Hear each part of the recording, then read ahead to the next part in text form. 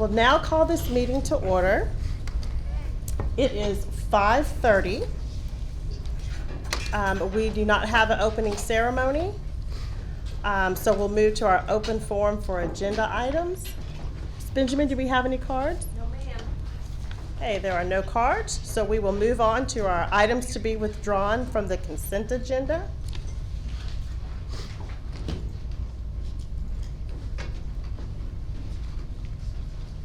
Ms. Powell, do you have any information to share with us? We have several change orders for your consideration this evening. These are all very routine items involving projects where we're doing renovation work. And as part of the discovery, once we've gotten into the building and began our renovations, we've come across some previously unknown conditions that required some additional time on contracts and some additional costs. So we're recommending with the board for Is there a motion to accept the consent agenda? So moved. Okay, do I hear a second? Second. Okay. We have a motion from Mr. Wilbanks. Call out the item so they make sure. Do what? Call out who made the motion. So we can set up. Yeah, that sounds good. Thank you. So we have a motion from Mr. Wilbanks and a second by Ms. Fowler to accept the consent agenda. Is there any discussion? If not, please vote by raising your right hand. What are you voting for? All those in favor? All those in favor, please raise your right hand. All those present, in the affirmative.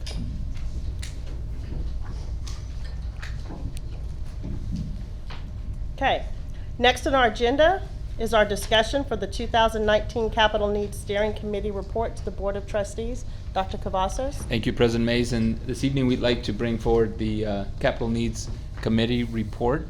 I'll start off the way I started off the Capital Needs Committee meeting way back when, with a thank you. And I shared with the committee that the thank you would feel small compared to the task. And the thank you at the beginning felt really nice, but as you get to the end, it's like, that's all we get is a thank you, but you get a big thank you on behalf of 60,000 students and 8,500 employees in our district. We go through these processes, and we have been talking about capital needs and the assessment that's been done by staff and consultants and our wonderful committee that some of them are here and all our staff. But I think it's also important to take some time to understand that this is another milestone in our district. An important milestone for our students. And so when we reach these milestones of planning for the future in terms of facilities and opportunities, I think it's important to also reflect on the work that's been done with previous bonds. So you'll hear some of that tonight. But I do want to thank specifically the committee and the staff for all the work that's been done in this process. So with that, I'll ask Cindy Powell to start us off with the presentation, and then you're going to have plenty of information and opportunity to ask questions. So, Ms. Powell. So thank you, President Mays, board members, Dr. Cavazos, good evening. So you all may recall that I believe the date was October 4th. We met and we presented to you all the results of a year-and-a-half-long capital needs assessment process that staff and consultants had completed at that point. We identified a number of needs, talked about cost estimates, talked about our programming vision and priorities over the next several years, and about the capital needs to support those programs. And the board felt at that time that we had sufficient need to, and reason to seat a capital needs steering committee to study our assessment further and to do its own evaluation of those prioritized needs and take input from the public to further prioritize the needs and ultimately bring back to you all a recommendation for the capital needs to carry us through the year 2025. So that's what we are here to do this evening. Remind everybody, hang on.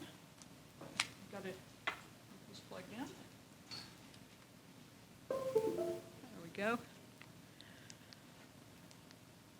Our mission.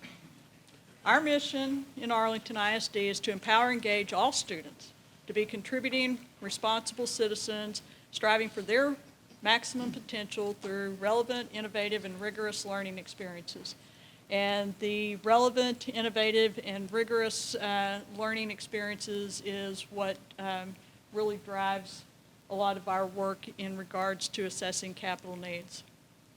Our goal, as we all know, we have a single goal, and that is that 100% of our students will graduate exceptionally prepared for college, career, and citizenship.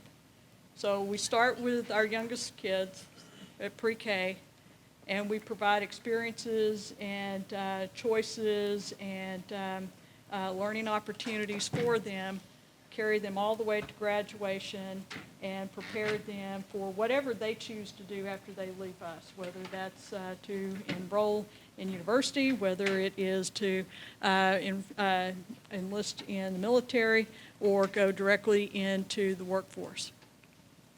So I will stop here and tell you that first of all, I want to thank the AISD staff, the consultants who have been part of this process, and then also our Capital Needs Steering Committee. We'll talk more about them in just a couple of minutes.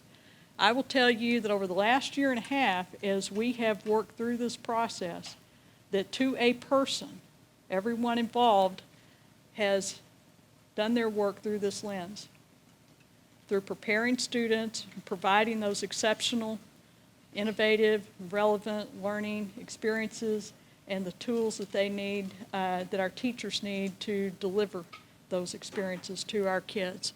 And when I say a tool, a building is a tool, our technology is a tool, the buses that get kids to and from are tools, the specialized equipment in career tech settings, our fine arts instruments, uniforms, theater equipment, all of these things are tools that just facilitate the learning process and the learning experience. And so everyone has done this with a very genuine passion to prioritizing those things that our kids need to be successful as they graduate and leave us. And so I'm very proud of that and that effort. Certainly, and I'm going to follow what Dr. Cavazos just said about the thank you to our Capital Needs Steering Committee. They took on an enormous task and processed a mountain of information over several months. You'll hear more about their work in just a minute from the two co-chairs, but I want them to know how much I sincerely appreciate that effort and their engagement. They asked great questions. They challenged us. They gave us very honest feedback that has shaped and informed the recommendations you'll hear this evening. So, this slide you all have seen several times before. We talked about it in September of last year when we met here and had a presentation on financial planning, long-range financial planning. We saw it again in October when we talked about the capital needs assessment. These are the financial priorities that guide our work. Included in that then is a bullet next to the last about addressing our capital needs. And so that's the work we've been doing over this last year and a half. The last bullet on there is tax rate stability. And so you'll hear more about that in just a minute. I will tell you, as most of us all already know, the needs that we have identified are numerous. We are a very, very large district. We have 75 campuses, a number of support facilities, 10.4 million square feet of physical space. We have 60,000 kids we need to move on buses and provide technology for, and students that we need to provide fine arts equipment for. And so we are very large. And when you look at needs to serve an entity of that size, it's going to be an expensive package. I am very pleased, though, to tell you that what we're going to bring to you tonight, you will find we can offer to the public and tell them that this will not result in an increase in their tax rate, the debt service portion of their tax rate. So just a quick recap on the 2014 bond program. We talk a lot about it. It's a 5-year plan. It was passed in 2014. for a total of $663 million. Those capital investments fall into 4 broad categories. We're going to talk about capital investments for those same 4 broad categories as we talk about the capital needs that we are recommending to you all. We can tell you today, as we have been saying for 6 months or so now, we expect that total bond program to end within budget. All of the projects are either done or they're underway. We've got a few more that will start a little bit later this year. They will all be underway by the fall, and we expect all of them to reach substantial completion in fall of 2020. The final 2 large new construction projects in the 2014 bond program are the Fine Arts Center and the Natatorium, and those are scheduled to open in fall of 2020. We've accomplished a lot with that 2014 bond program, and I actually have 3 slides here. I'm not going to read all these bullet points, but we wanted to highlight some of those things, those outcomes.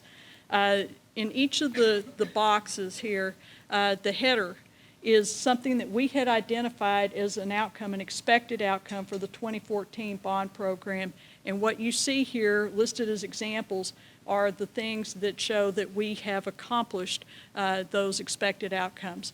Everything from building new facilities to deal with utilization, overutilization in some schools and underutilization in others, to program offerings.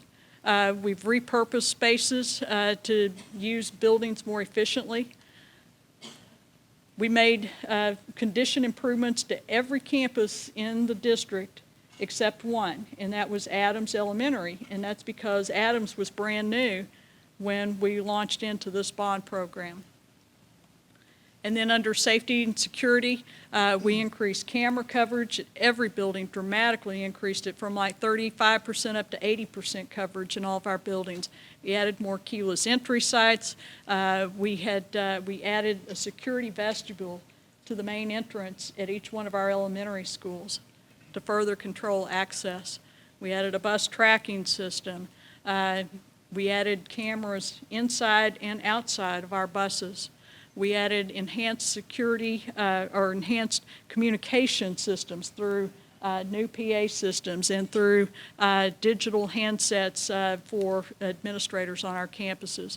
And we upgraded the technology infrastructure, the servers that host our burglar and fire alarm systems.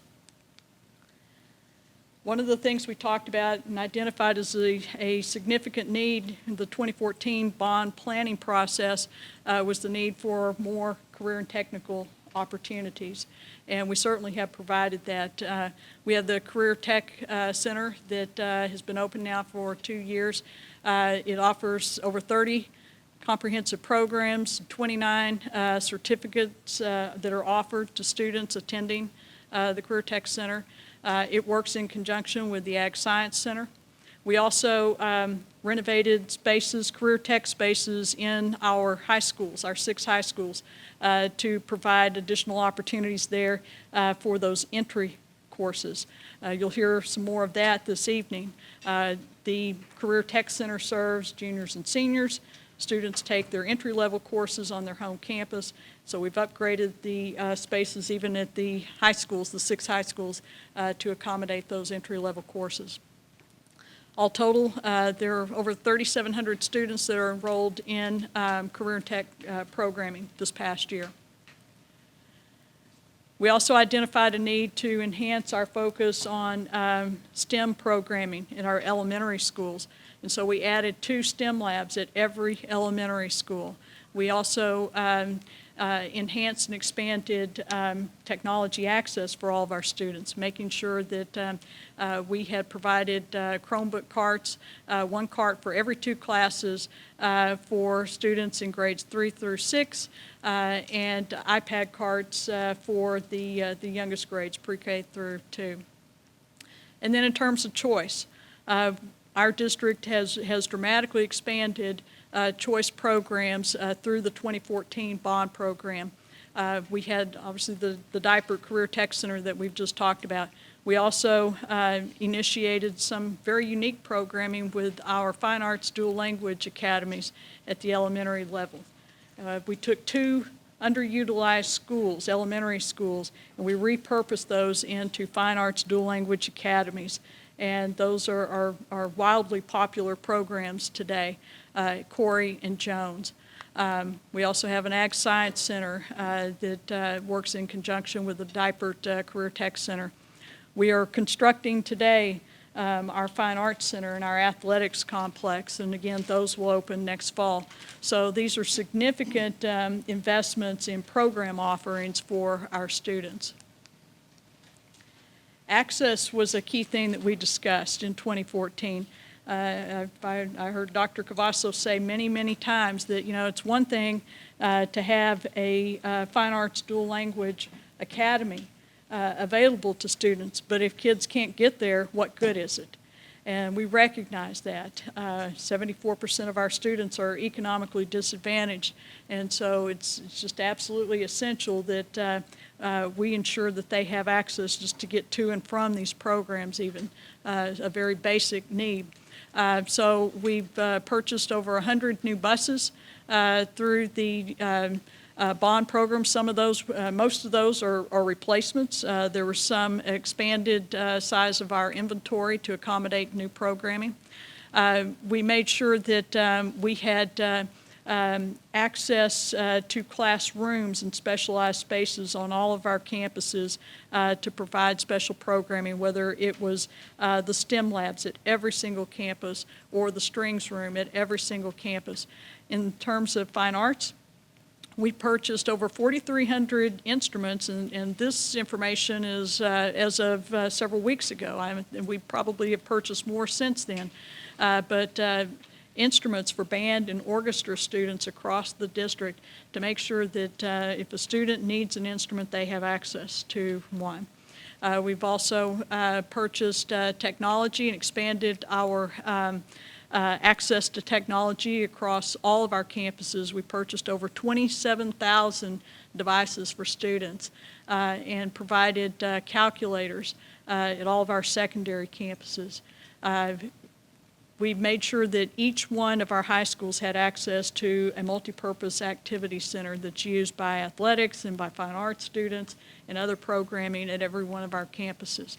So access was absolutely essential to everything we did in equity, making sure that everyone had similar access to programming and to facilities. Other things we did here, we added 2 new special ed wings, one at Seguin High School and one at Bowles Junior High, to better serve students in the south part of our district. And we added tracks to all of our junior highs except Carter. Carter was one where, because of the adjacency to Johnson Creek and some erosion with the creek, we were not able to put a track around that field, but we have improved all of the fields for all of our junior high schools. So today, our bonded debt totals a little over $1.1 billion. And you can see in the slide on the right, we will pay that debt off over 25 years. Okay? When we sell bonds for the life of the asset. We repay them over the life of the asset. So technology, when we sell bonds to buy technology, we repay that in 5 years. Bonds that we sell for buses, we repay that in 12 years. Bonds that we sell for fine arts instruments and uniforms, we repay over 10 years. Facilities, we repay over 25 years. So the bar chart, or the area chart you see here in blue is the principal.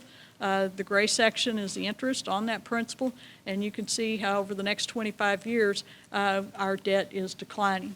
That's a very important point as we talk about considerations for capital needs and the potential of offering or considering another bond package, because between this and our current property values, we have the capacity to issue new debt, again, without increasing the tax rate.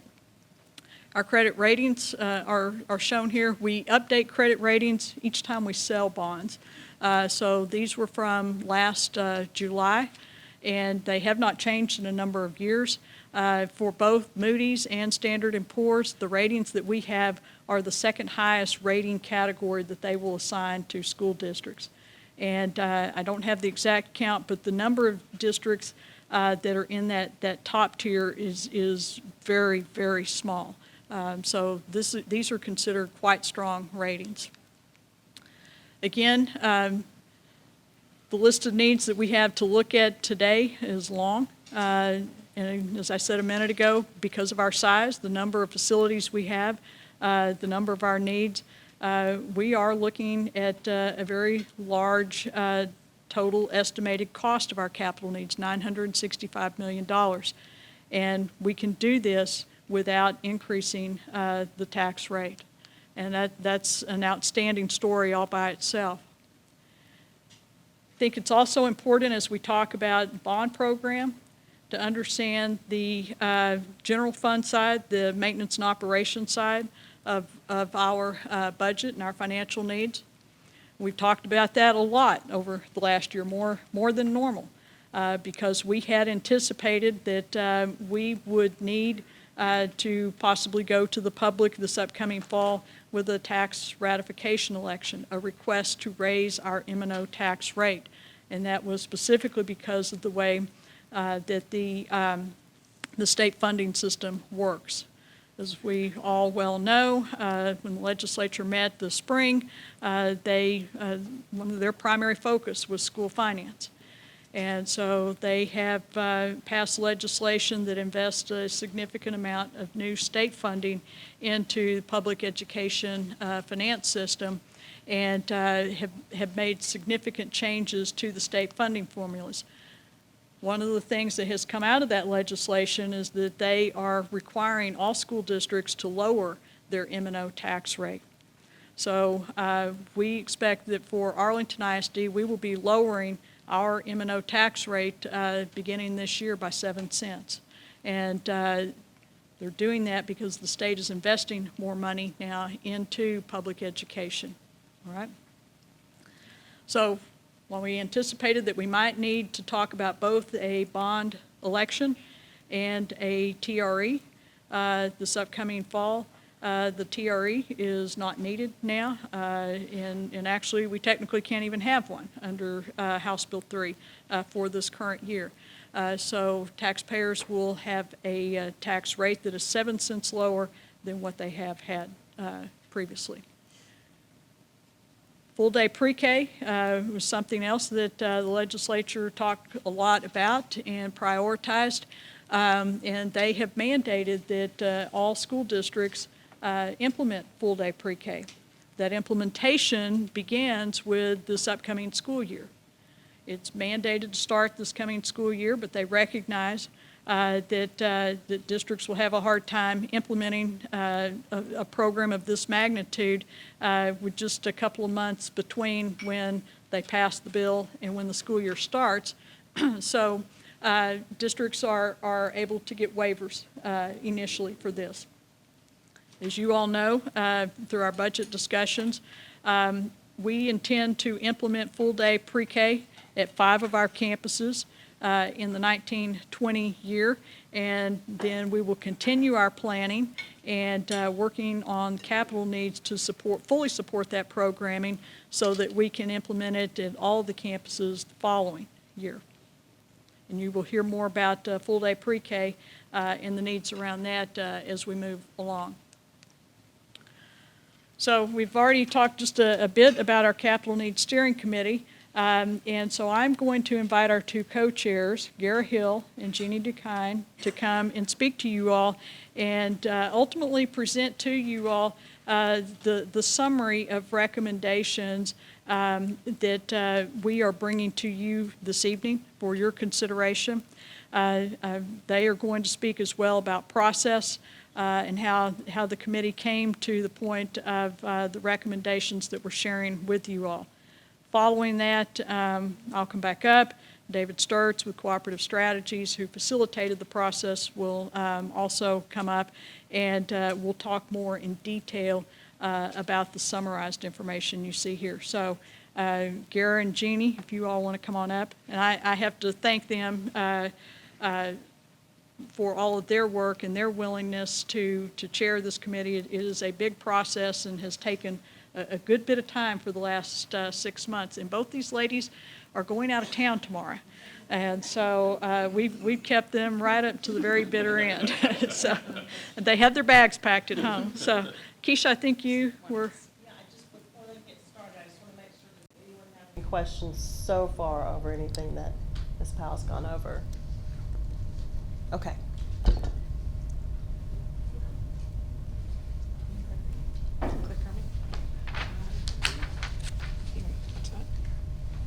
Well, not yet.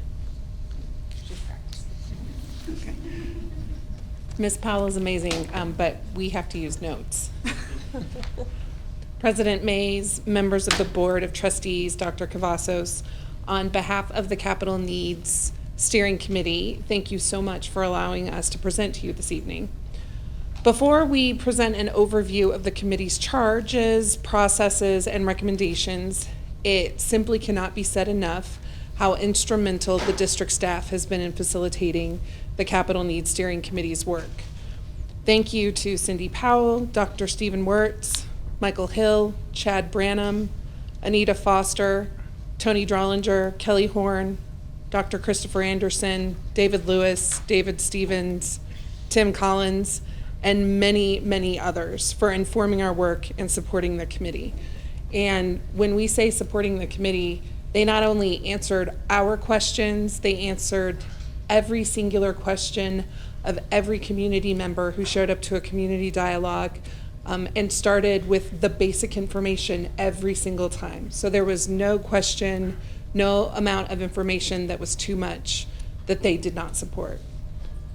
We'd also like to thank Penny Stotts and Lisa Benjamin for coordinating the many moving pieces and meetings that the work of this committee required. We are so grateful for your support. And finally, to David Sturtz and the Cooperative Strategies team for facilitating this very involved process. Thank you for entrusting 37 individuals with very diverse experiences and perspectives to represent the parents, staff, students, and community members of our district. The composition of this group, as well as their individual perspectives, were critical to developing a plan that was informed by, understood, and supported by the community. Tonight, several members of the Capital Needs Steering Committee are here. Would you please stand so we can recognize and thank you for your dedication to the district and our community.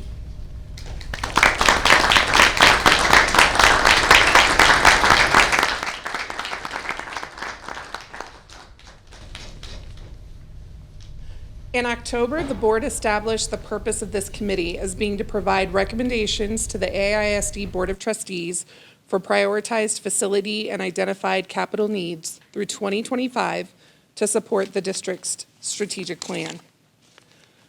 Specifically, we were charged with the following 8 tasks: to review internal and external background information, including the Achieve Today, Excel Tomorrow strategic plan; to review the recommendation regarding a tax ratification election and bond election presented to the Board of Trustees by the Financial Futures Committee; to engage the community in dialogue regarding future direction and take public input on facilities and identified capital needs of the district to support the district's strategic plan; to analyze, prioritize, and recommend options and funding needs through 2025 for facilities and identified capital needs of the district;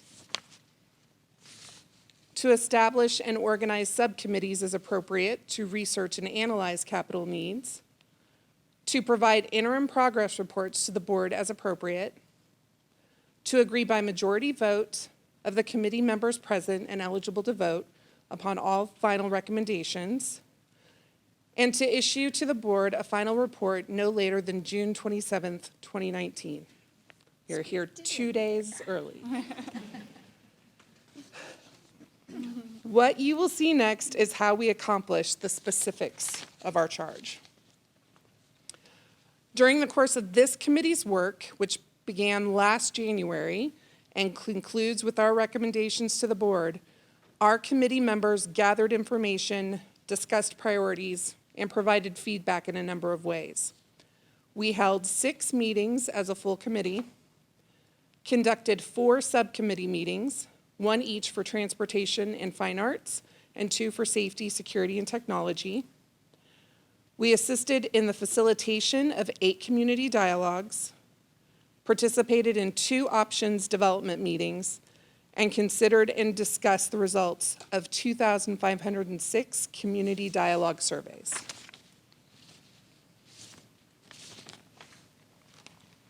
At the onset of our committee work and at several times throughout the 6 meetings, we adopted and reviewed the following considerations to help us guide our decisions and recommendations. We wanted our decisions to be aligned with the district's strategic plan. We wanted all recommendations to be able to reflect a measurable return on investment and have a direct impact on student achievement. We sought to include multiple forums for community input beyond the composition of the committee. We looked for recommended solutions that could address multiple interdependent challenges. We looked beyond addressing immediate needs and considered how we could develop strategic solutions that solve the district's persistent problems. Where opportunities arose, we drove conversations and decisions toward operational efficiencies that result in savings to AISD's future operational budgets. And we wanted long-term sustainable recommendations that have the potential to impact the district well beyond the 5-year term of the bond. The proposed projects and total amount recommended as included in this evening's presentation are the result of a unanimous support of the committee. The committee felt like our work added particular benefit of note in the following ways. In terms of operational efficiencies and equity, when we as co-chairs had the opportunity to attend the 2 option development sessions, we began to see what you will soon see as recommendations for the Berry, Webb, Thornton, and Carter rebuilds. And the committee is so excited for the opportunities coming to our students in East Arlington. A new Carter closer to the demographic center of the students it serves, brand new facilities for these kids, and the potential for specialized programming, as well as overall improvements to neighborhoods. These are all exciting steps in continuing to provide equity in our district. We know that programs and facilities that promote students' reading and writing to be on grade level by the 3rd grade lead to more successful student outcomes. And access to full-day pre-K, made operationally possible through state funding, requires locally funded capital improvements to facilitate. We believe that our recommendations to make these classroom additions and renovations in support of full-day pre-K for the district's eligible students will transform lives across AISD. With an eye towards focusing our recommendations on those immediate needs that could reasonably be addressed within the next 5 years, the committee routinely leaned in on the administration to re-look over the areas of priority condition needs. So we feel confident that they've gone through these lists at least 3 or 4 times to further refine those needs. Our committee also intentionally incorporated recommendations that improve upon progress made during the 2014 bond in the areas of programs of choice, ensuring that students can complete foundational courses required for access to programs at the CTC, and that our Fine Arts Dual Language Academy students can progress into intermediate and secondary programs. Did I go out of order? Okay. As you can see, almost half of the proposed amount comes from facilities improvements and maintenance. Arguably not the most glamorous part of this or any other bond package. But just as homeowners must invest in their homes, we've likely pushed some of these items far enough down the road that the time has finally come that they must be addressed. During one of our community dialogue sessions, when we were hearing from all sorts of interested parties and special interest groups, one mom showed me photos on her phone of the boys' restroom at the high school where her son attended. All she wanted was her son to be able to not have to worry about having privacy or unsanitary conditions during his school day. Teachers, programming, technology, etc. are great, but at the end of the day, our students must have the basic blocks of safety, security, and sanitary conditions to be able to learn. Throughout our discussions, it was very clear to the committee that we needed to keep that final comma out of the number being brought to you tonight. Less than $1 billion was something we heard loud and clear. At our next to last meeting, we gifted back the administration the task of bringing us something less than $1 billion. And they returned to us $965 million that we are presenting to you today. After a unanimous vote in support of the $965 million, there were several items with much positive feedback from the committee that we would have considered adding back in while still staying under the $1 billion threshold that will be discussed a little later in the presentation. So we bring to you tonight a recommendation that in the exact same breath seems way too large and entirely too small.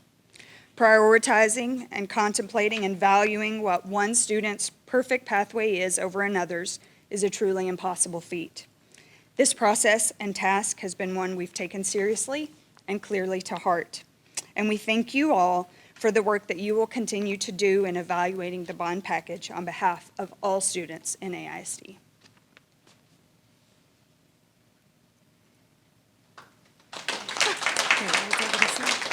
Oh, yeah. So, we were gonna say, before we move forward into the specifics of the survey work done around community engagement and the support for a bond program, we'd like to pause here to answer any of your questions about process or priorities. And of course, you may think about them and ask them later.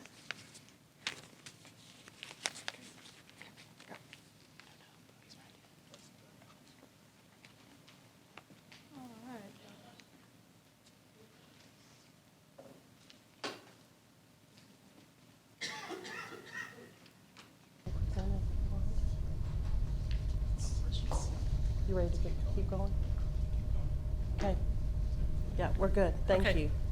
All right, in addition to taking community input through community dialogues and posting surveys online through that community dialogue process through cooperative strategies, the district also engaged Ray Turco and Associates to conduct 2 different surveys. One was a telephone survey to likely voters in the district, and the other was an online survey of all district employees. That one was available to all employees. The phone survey was a statistically valid survey. Again, the sample taken from individuals that have a history of voting in those May elections and November elections, recent November elections and May elections. And then taking a statistically valid representation across the districts, across each high school network that was proportionate to the percentage of voters from the most recent elections from each of those areas.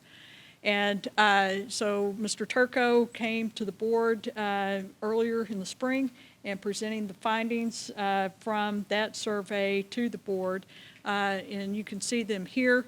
In terms of the phone survey, there were 404 individuals who were surveyed. Overall support for the capital needs package presented to them was at 58%.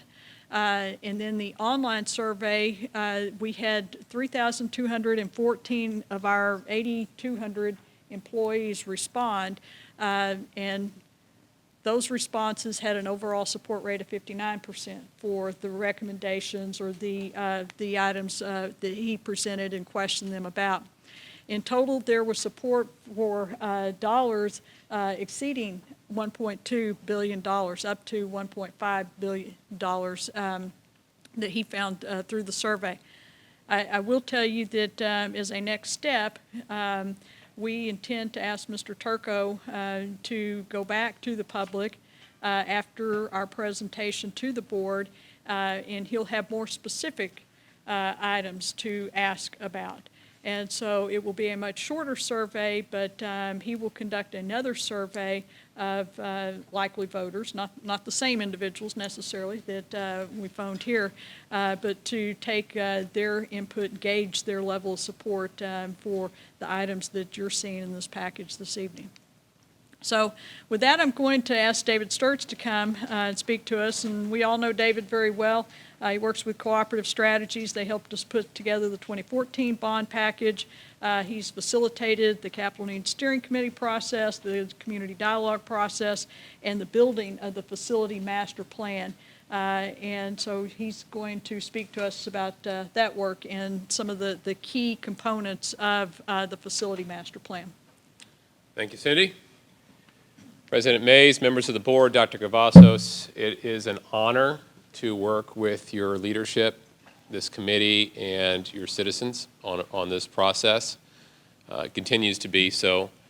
And my aim in the next few minutes is to give an overview of some more of the details of the projects in terms of the condition needs that were assessed, how they build on the 2014, how they differ, and to address any questions therein.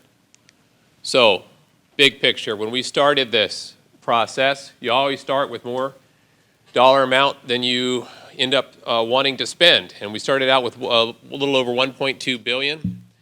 And that did not include, as a little side note there, the rebuilding of Barry, which ended up coming back in, and I'll explain that in a few minutes, in East Arlington.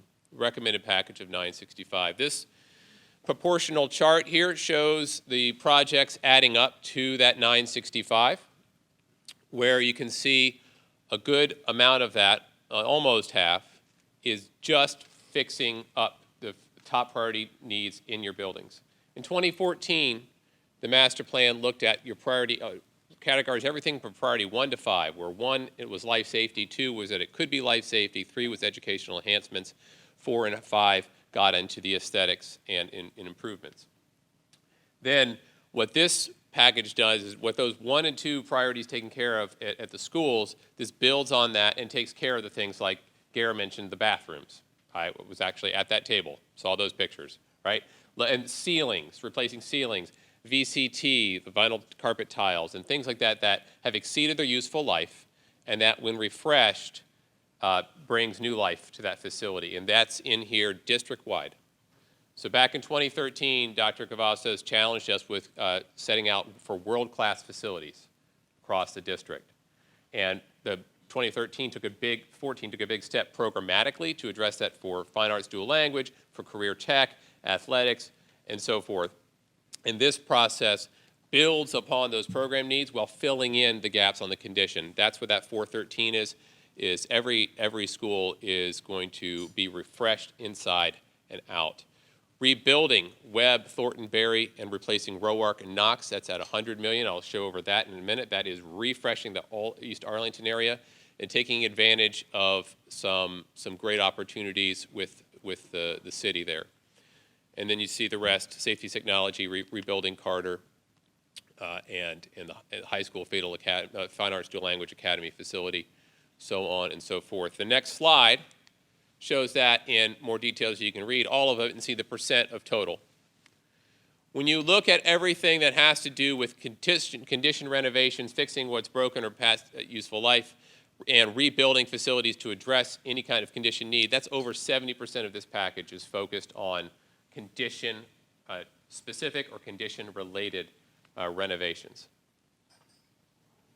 Really bringing that equity to each school in terms of fixing it all up. And you can see down the list from highest dollar amount in proportion down to the smallest.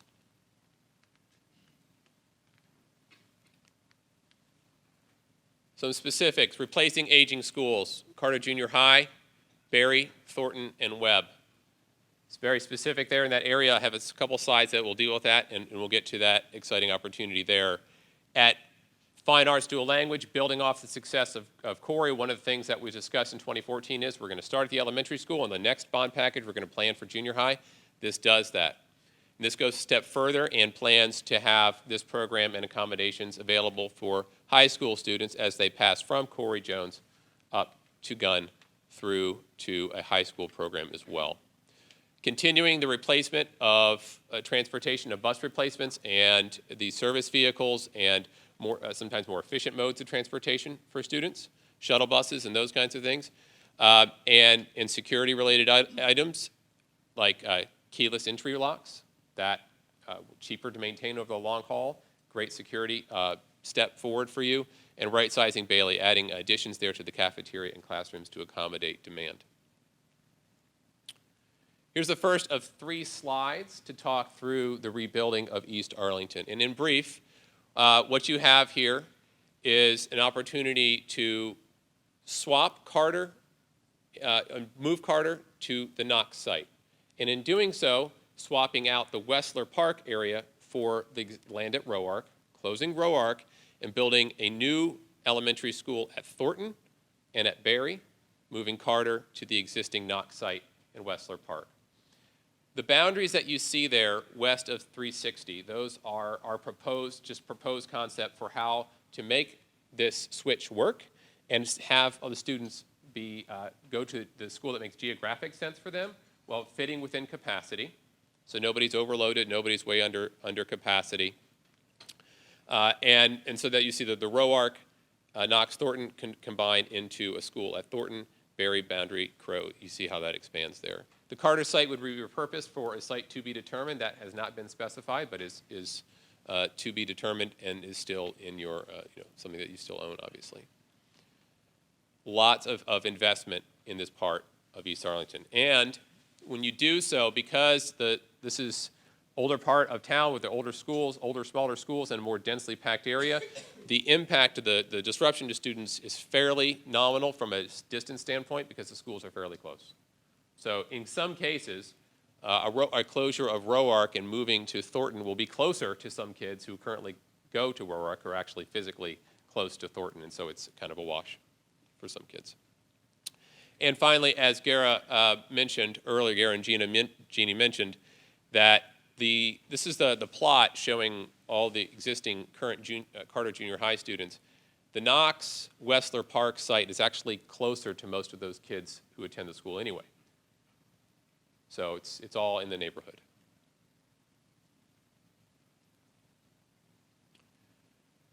In addition, one of the things we looked at in the facility master plan, you look beyond simply capital investments to what makes sense from a boundary perspective that you could use to offset or prevent unnecessary capital expenses. One of those items was looking at the boundary line between Sam and Bowie, where Bowie High School has and is predicted to have even more surplus capacity. And Sam has never had surplus. Sam is full. More kids living in the boundary than the school has capacity for. So one of the options is to move about 450 students from Sam to Bowie, and this can take place through 1 or 2 different ways. It can happen just with a boundary change itself between the schools. It's a tight boundary there because they're fairly close, but you could make it work. Or, rather than a boundary change, you could just change which school, an elementary school that feeds, rather than feeding to Sam, could feed through to Bowie. And this can help avoid the need for unnecessary capital expense when you have the capacity in the area. It's just being wise with how you use your capacity.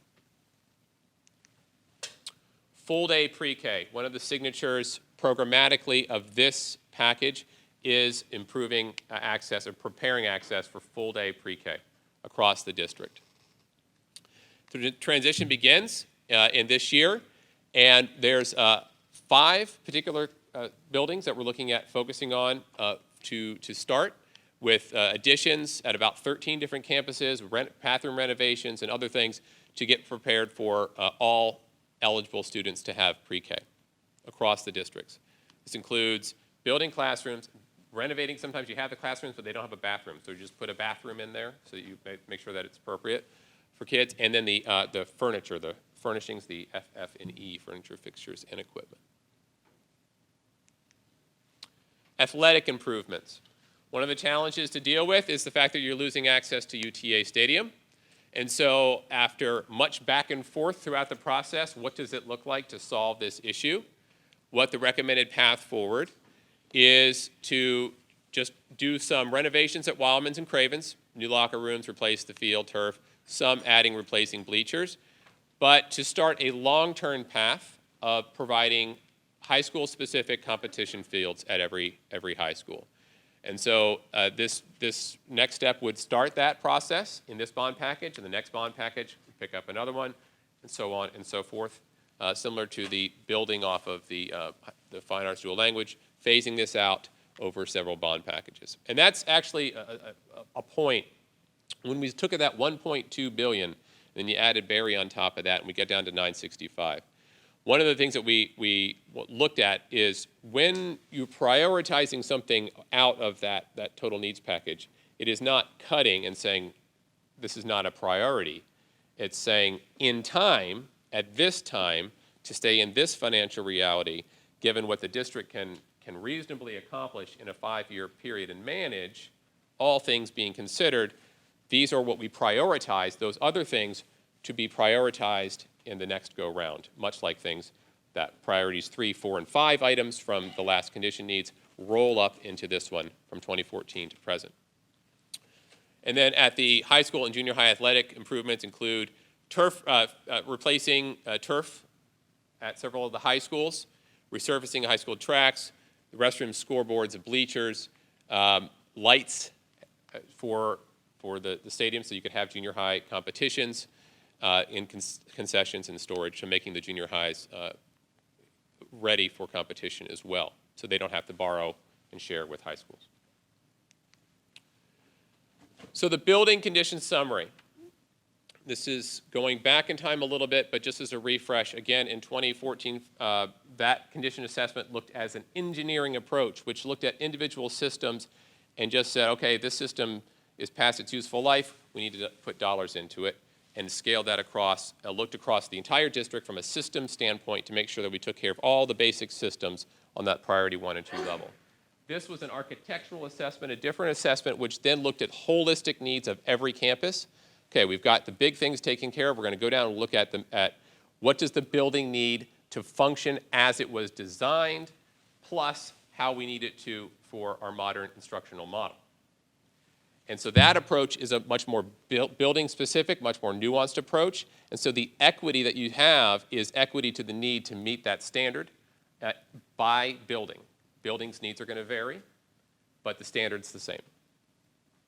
And this team took quite a long time. It was over a year with a variety of different architects, engineers, consultants, and your own district staff to offset costs and to provide continuity, assessed all the buildings, and we've poured, I can attest to you, we've poured through a lot of data with these folks on your buildings. We did an intensive capacity and utilization study, looking at how your buildings actually breathe period by period throughout the day to help us inform where investments might need to be in extra capacity, where you have surplus capacity, and then what we can do with that. Of that over 400 million in condition needs, this is a breakdown of what's in those condition needs. So site improvements, things that are in here, parking lots, water irrigation systems, wayfinding, marquees, restriping parking lots, making the outside, refreshing the big site of the facility. It's a high percentage because it's a lot of land. You own 10 million square feet, you own a lot of acres too. So there's just a scale cost there. Interior renovations, things like replacing the carpet at Sam, replacing the ceiling tires at Shackelford, doing those kinds of interior refreshes.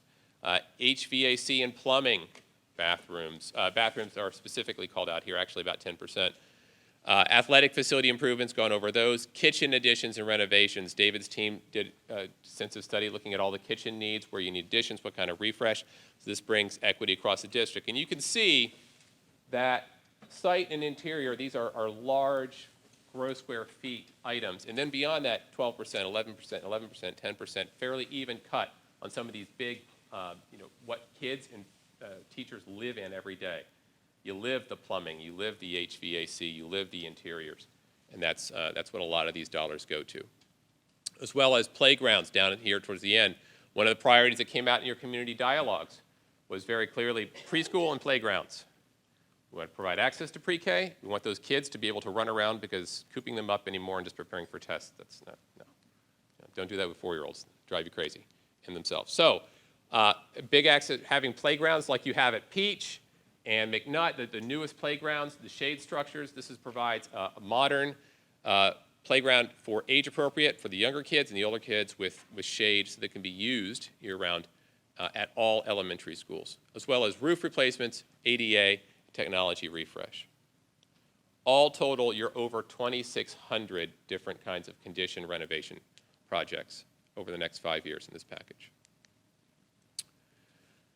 Communicating that out to the public is the next step.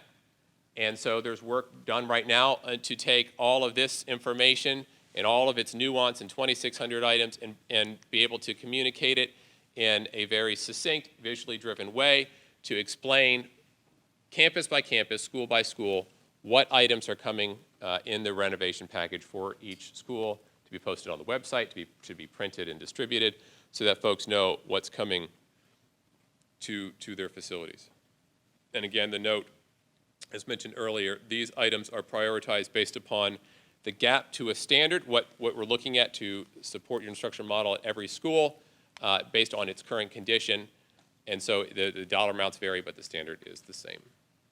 Here we are, the playgrounds, some sample playgrounds, where you go from a current playground structure in the upper right down to the standards below, primary, upper grades, and covered with updated equipment and flooring and so forth.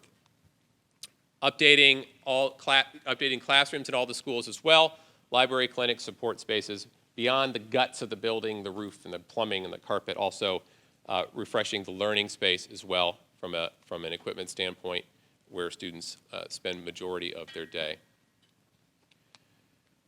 To build off the 2014 bond package, Career Tech at the diaper was a huge leap forward, and now this backfills in and makes sure that all of the spaces that you do the introductory courses for 9th and 10th graders are up to date and preparing those students to take some courses at the Career Tech. I know right now you had to bust some students in there for some entry welding courses because you don't have that at the local high school. Have it at a local high school, you free up at the Career Tech, equity of access, and so this fills in that gap. Instrument storage, you're buying lots of instruments, protect your assets. Fine arts renovations and additions and renovations, including some rehearsal spaces, kiln rooms, and those and more equipment refreshes, which we'll go over towards the end, what's all in that. And finishing work on auditorium finishes and refreshments, which started in 2014 and continues here.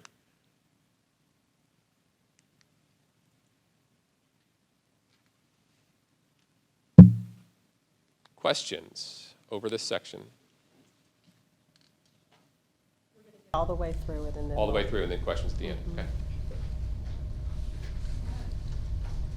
In addition to facilities, we have 3 other large categories of capital needs that we're presenting this evening. This first one is safety, security, and technology. With the Capital Needs Steering Committee, we created a subcommittee for each of these next 3 areas. And each of those subcommittees met at least once. The Safety, Security, and Technology subcommittee met twice. And so what you're going to see now are slides that the subcommittees reviewed and recommended them back to the full committee. Ultimately, the full committee voted consensus support on all of the findings or all the recommendations you'll see in these next 3 sections. So safety, security, and technology, again, everything focused around equity of access, expanding access, having appropriate tools for students, and integrating technology into the classroom. Also, we focused on online and blended learning opportunities, and then enhancing a emotionally and physically safe learning environment for students. There are several broad categories within the safety, security, and technology bucket, if you will. And so there's one slide for each of those, and I've listed here on each one, or the technology guys have listed here on each one, samples of the items that make up the system. So infrastructure, this is just as it sounds, it's the network architecture for the district. This is where the security piece is largely housed. You'll see items on here, everything from surveillance cameras, security radio system, access controls. So all of these security features are in this particular bucket of funding. There's also funding here for a secondary data center and for life cycle replacements of network cabling, along with upgrades for the servers that we use throughout the district for both instruction and for district operations. In terms of replacement schedule, we replace our devices generally on a 5-year cycle, and so we have funding here to continue that replacement cycle for all of the instructional devices, the ones that staff uses, and a big piece of this is copiers. I don't think our schools could open their doors each day if they didn't have access to good quality copiers, and these things have a life cycle too. And so we've allocated dollars here for the copiers as they reach the end of their lives in the next 5-year period. In terms of district standards, this is, again, largely about access and equity. There are dollars provided here for pre-K technology standard. That will be a standard that gets expanded as we move to full-day pre-K. And then a calculator program for our secondary students to make sure that they have the appropriate tools to use when taking STAR testing and also the end-of-course exams. Antivirus systems across the district and funding for technology to support elementary fine arts, our music courses or programs there, and expanding access to technology in all of our elementary libraries. Strategic one-to-one. We talk about one-to-one. We talked about it a lot as we planned for the 2014 bond program. Mr. Wilbanks was part of the subcommittee as we put that bond program together. He was part of the subcommittee that worked on technology. We had a lot of discussion then about one-to-one and where it makes sense. And this district has determined that it makes sense to do this in targeted areas and in targeted programming where it could be most impactful. And so there's funding here for one-to-one devices for the students in the Martin STEM program, the early college high school, the new one that's about to open, the health science programming that we intend to develop at the high school level, our fine arts dual language academies, and then our programs that will be opening this fall at the elementary level, the Piercy STEM Academy, Crow Leadership, and Wimbish World Language Academies. All of these items total up to $97.1 million, and you can see how they break out here across the various categories. So moving on then to fine arts, Dr. Anderson and his staff led the assessment for this area. Fine arts is addressed in 2 places. All the facility needs are taken care of under the facilities bucket. The equipment, the instruments, the uniforms are addressed in this bucket, if you will. And so again, all of their work's tied back to the strategic plan, and in particular the strategy that address providing students with increased equity of access to instruction facilities and extracurricular and co-curricular activities. Included in this list of needs, we had equipment for across all of the campuses, choir risers and the choir shells. Piano replacement. We actually had Steinway conduct an inventory of all of our pianos and identify pianos that needed to be replaced. Visual arts. This is an area that got, frankly, no attention. I won't even say little, but I would say mostly no attention through the 2014 bond program. And so there are dollars here to provide work surfaces for visual arts classrooms across the district along with kilns. theater equipment for junior high schools and for high school small theaters and black boxes. It's very important to the learning process for students in theater programs. And then marching band uniforms, drill team uniforms, and concert and uniforms. These are on a life cycle. And so just like we do with our technology and our buses, they are on scheduled replacement cycles. And so the dollars that are here will take care of those uniforms that will reach the end of their life cycle in the next 5 years. And then artist-level instruments. We've heard Dr. Anderson talk about this a lot. With the 2014 bond program and the 2009 bond program, we've made great strides in upping, improving, and expanding our inventory of instruments for all of our students in fine arts programming. What we haven't really done, though, yet is provide those higher level, higher quality instruments that students in our top performing ensembles use. And as I've heard Dr. Anderson explain repeatedly, the difference in quality is dramatic, and in the experience for the student and in the outcome. So when our students compete at contests, having artist-level instruments is really a necessity to allow us to compete with our big neighbors throughout the state. So this is an investment that we have identified for this program. And again, for the elementary programming, our music courses, risers in elementary music instruments, exploratory instruments. The needs that we've just looked at total just less than $7 million, and you can see they fall across all these different areas. And the primary areas here are the instruments and then also the equipment for theaters. And finally, the transportation area. Michael Hill, Tim Collins, Guy Jones led the effort here in the assessment and working with the committee. Our objectives always in transportation is that we provide safe transportation and we do so efficiently, and we make sure that students have access to programming that we offer by offering transportation. Again, we have an inventory of vehicles and they have a life cycle.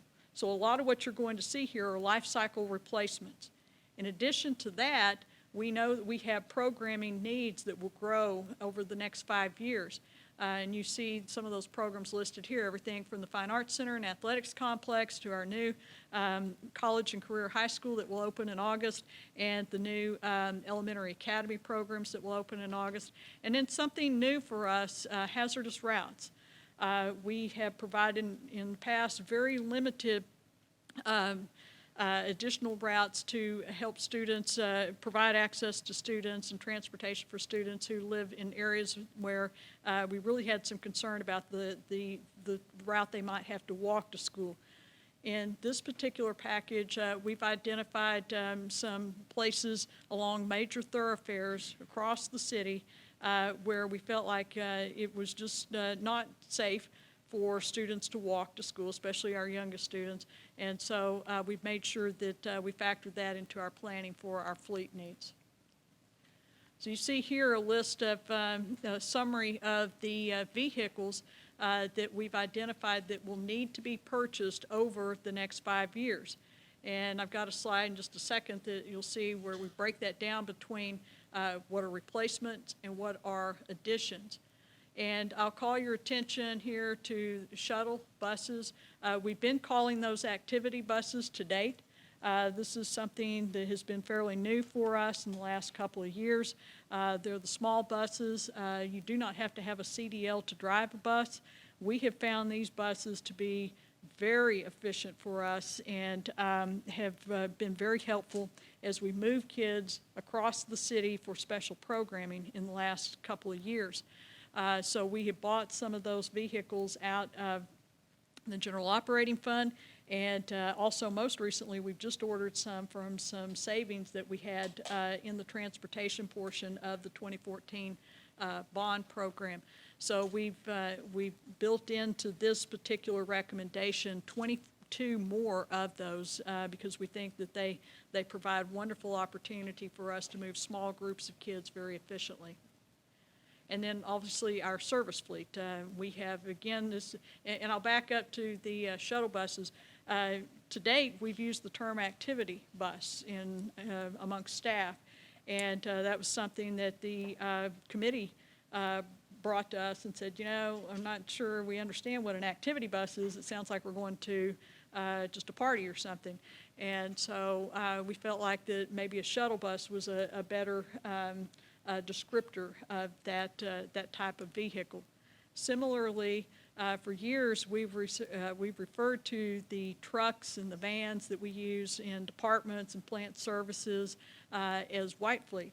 And so again, very helpful. It's one of those things you just kind of go, oh yeah, you know, I don't know why we didn't think of that earlier, but the committee brought to us and pointed out to us that, you know, that it's really hard for people to understand what a white fleet is. People understand what a service fleet is. And so we need 103 service vehicles over the next 5 years. This slide shows the breakdown between what is a life cycle replacement by category and what are new purchases, additions to our fleet. So you see all total 212 vehicles that we'll be purchasing or need to purchase between 2020 and 2025, and they total $15.5 million. So 117 of those, over half, are replacements, and 95 are additional to the fleet. All of these things that we've just talked about, the facilities, the safety, security, technology, the transportation, the fine arts, all these needs, again, total to $965.9 million.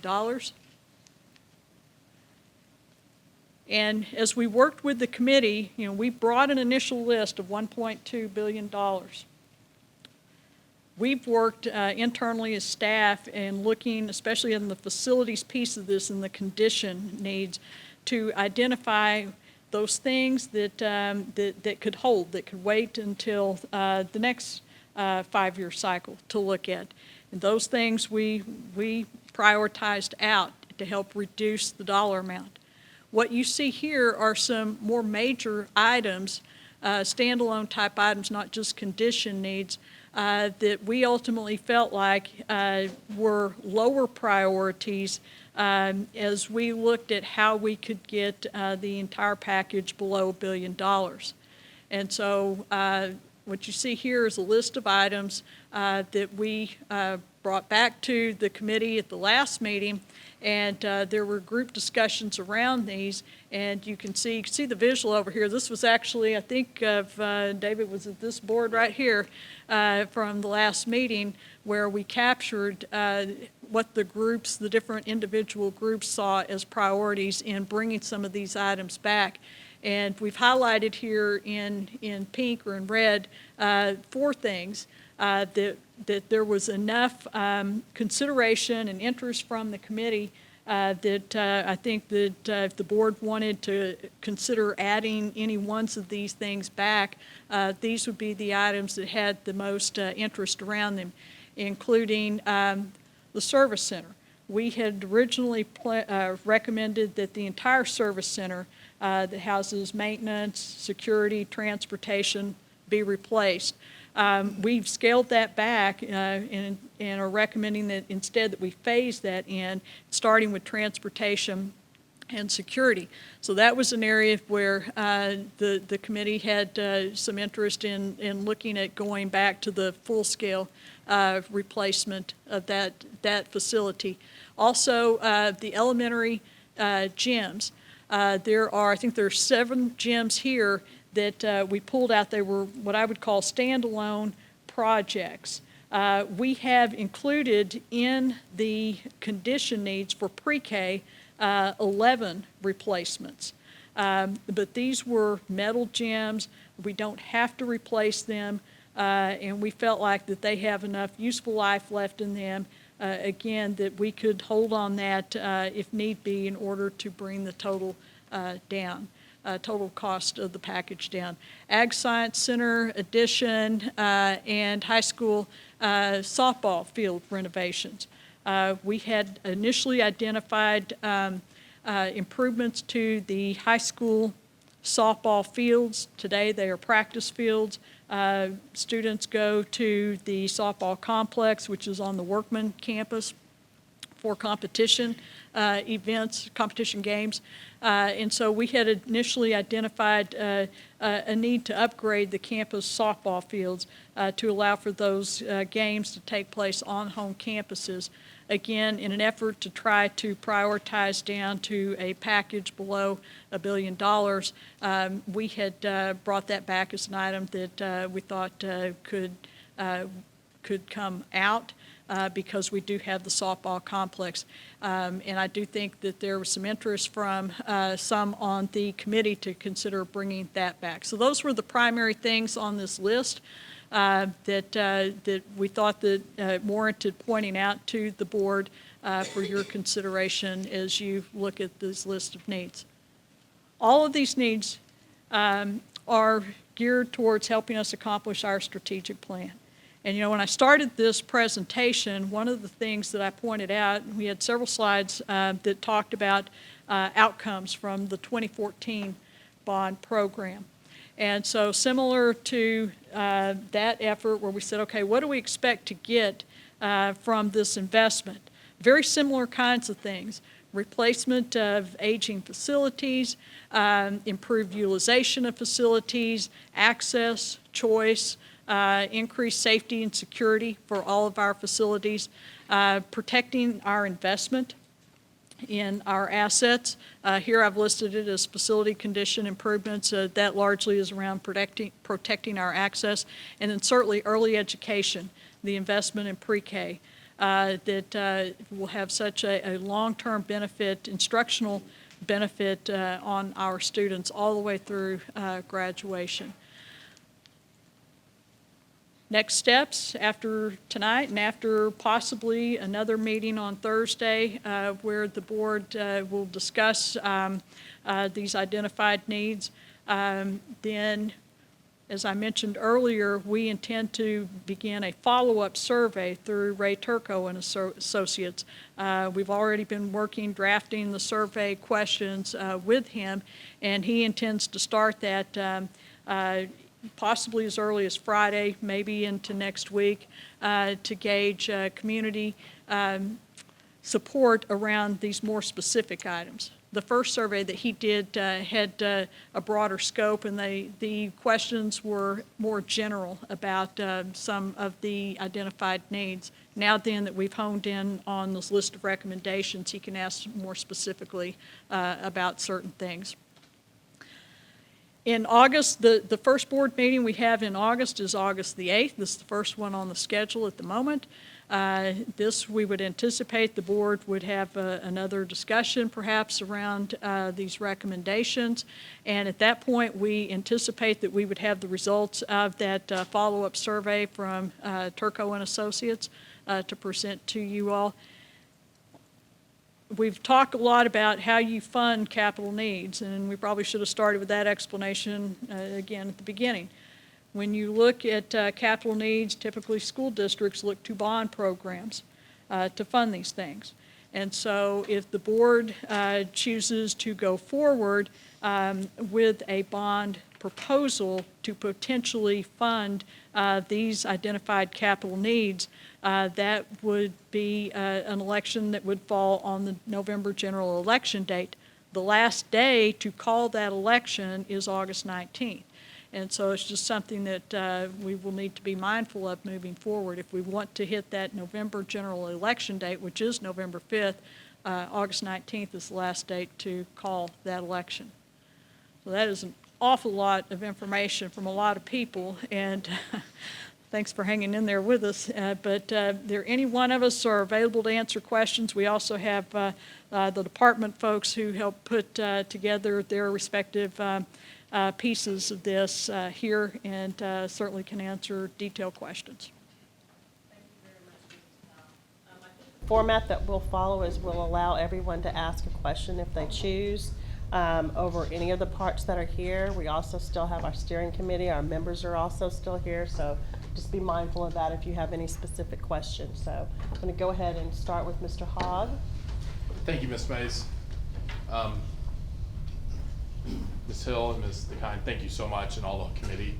I had the option of getting to sit in one of y'all's last meeting, and so I know how much work went into this. Mr. Search, thank you. You've done so much with us for so many years, and as we started talking about this as a board, right when we knew we started this discussion, we knew how much work it'd take from staff to be able to get us to this point. So you can't even start talking about these things without a big commitment. And we've already made a big commitment to get there. So I just have to thank staff for all the work, I think on behalf of the whole board for that. A little history of bonds. You know, this district did one in 1999, and then we didn't do the next one until 2009. Myself, I came onto the board in 08, Dr. Reich in 09, so we've gotten to see the bonds in 2009 of 197 million. And now the one in 2014, which I think every single person in this room that sits up at this table worked on that bond. You were either on the board, you were on the committee, and you helped push that for 663 million. And so I'll be the first to admit, it's a hard pill to swallow, 965. I'm having a hard time with it. I worry about property tax fatigue, I worry about a lot of different things based on that. So I'm having a hard time with that. So bear with me as I ask some questions to get into some details about that, because we do have to take the vote and put that on us. So I have some concerns with that. One real quick, just logistics. Ms. Powell, with HB 3, we're required to list certain things out as certain items, as separate line items within the bond. And one of those is new stadiums. One is technology besides some basics. Is that the way we listed technology? Will that have to be listed separately, or what's some details of that? So I think our understanding of the requirements, the new requirements are this, and Mr. Drollinger may have to help me here. The breakout of the specific items applies to bond elections that are called after September 1. There is some specific language that we will have to include with the proposition, even if we call the election before September 1. And that language simply says it's a very prescribed statement that says that this will be a tax rate increase. Right. Now, as we saw early in the presentation, we will not be increasing our tax rate for at least the next 5 years, is our projection. Given our current property values, what we expect property values to do, and the fact that our debt is declining. But there's some very specific language that we would have to print there. But in terms of breaking it out, we initially thought we had to. We have since learned that that breakout is only required for elections that are called after September 1. So we wouldn't have to break it out from Correct. on the new rules. Correct. I would like to see, not now, but just at our next meeting or in August, the official language that we're gonna have to list on that proposition. So I know we work with bond counsel to pull that off. So I would like to see exactly that language of how we have to list things for this bond. With that, Ms. Powell, let me ask some questions over, as Mr. Sturts said, and I think y'all did a good job hitting highlights of the slides. 70% priority condition needs list, which is 70% of what we're looking at that. You know, I guess I don't want to see all 2,600 items, because I don't want to start individually picking items and looking at those and saying what's a need, what's not a need, because I do trust staff on those needs. I would like to see what is the life cycle plan that we're working on as a board. So what are we using to make those determinations as a district of what's the life cycle plan for these items, and how we're determining which ones are in need to be replaced in those conditions. Listen, I've traveled to enough districts around this state, just recently Eastern Hills High School in Fort Worth. We don't want our schools to get that way, but I also do want to make sure we're not pressing too hard on the conditions to be replaced on too short of a life cycle Because if we do need to reduce this at all, we can expand some of those life cycle items and get more life out of potential certain things within the schools. And so, let me, if I can, speak to that, and then I'd like if there's Ms. a better way to get what I mean, please. Those are It's a great good way questions, to say it. and so, and I may, I think I'm gonna ask Mr. Horn as well to speak to this, but, as we began the assessment, we worked with two different architecture firms. We worked with Corrigan to help us assess the elementary schools and office buildings and support facilities. And we worked with Stantec to help with the assessments on secondary schools and athletic facilities, okay? So two different architecture firms. They were great to work with together. And we had several meetings with them together, and we actually have several scheduled over the next few weeks where we've all come to the table, and we developed, we had already done the initial assessment, our team had, and then their teams went out and did assessments. And then we developed with their input tiers, 5 tiers. Tier 1 were the campuses that had just 0 to 10 years of life left in them. And I'm talking campus as a whole, not, specific air conditioning unit or something like that. Priority tier 2 was 11 to 20 years, and all the way up to priority 5 was 41 to 50 years of life. So those would be our newest schools in that priority 5. So we had, for each campus, we had all these identified needs, very specific. We worked, our HVAC guys, for example, would review the equipment. We knew when the equipment was last placed in service, what types of useful life HVAC units should have, the condition of the units that are there. All that went into determining the overall condition of the building. We used a facility condition index as well that is a factor. It's a mathematical calculation that looks at the total cost, identified cost of making the identified improvements versus replacing the building. We had all this data, and we ultimately placed each one of our campuses in one of those 5 tiers. Then, as we began to look, we started with this total list of $1.2 billion. The reductions that have occurred to get us to 965 had occurred exclusively in the facilities piece, and mostly in that the condition work. And so I'm going to ask Mr. Horn, I guess, if he would as well, to kind of speak to some of the thought process. But we ultimately used those priority tiers as an initial guide to help us identify schools where we felt like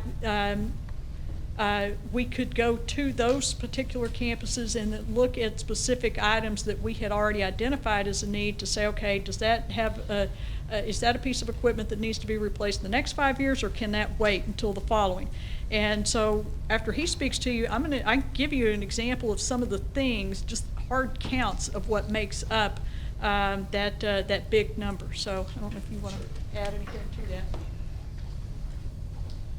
So just like Ms. Powell said, the buildings themselves, all of our buildings are built or designed for an average of 50 years. That's the way architects design them for. So our average age of our buildings in Arlington right now is over 37 years. So you can imagine we have buildings as old as Cookin that are 80 years old this year, all the way down to buildings like Peach and McNutt, which are just over 2 or 3 years old. And but the bulk of our buildings fall in that category of somewhere between 25 years now and 60 years. So you're at a point where you have to begin looking at how much money do you want to spend on those buildings to continually maintain those systems before you exceed half or better the cost to replace them.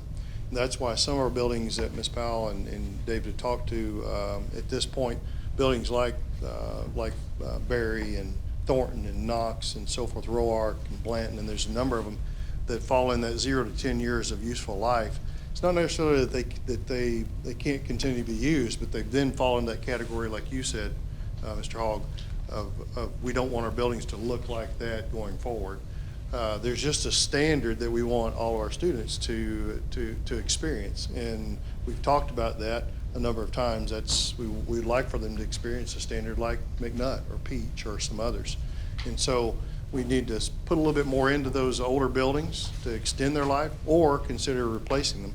So we looked at holistically the building like that, but we also began to look at the systems. We also know in the facilities department, we know that carpet has a useful life. We know that toilets have a useful life and HVAC systems have a useful life.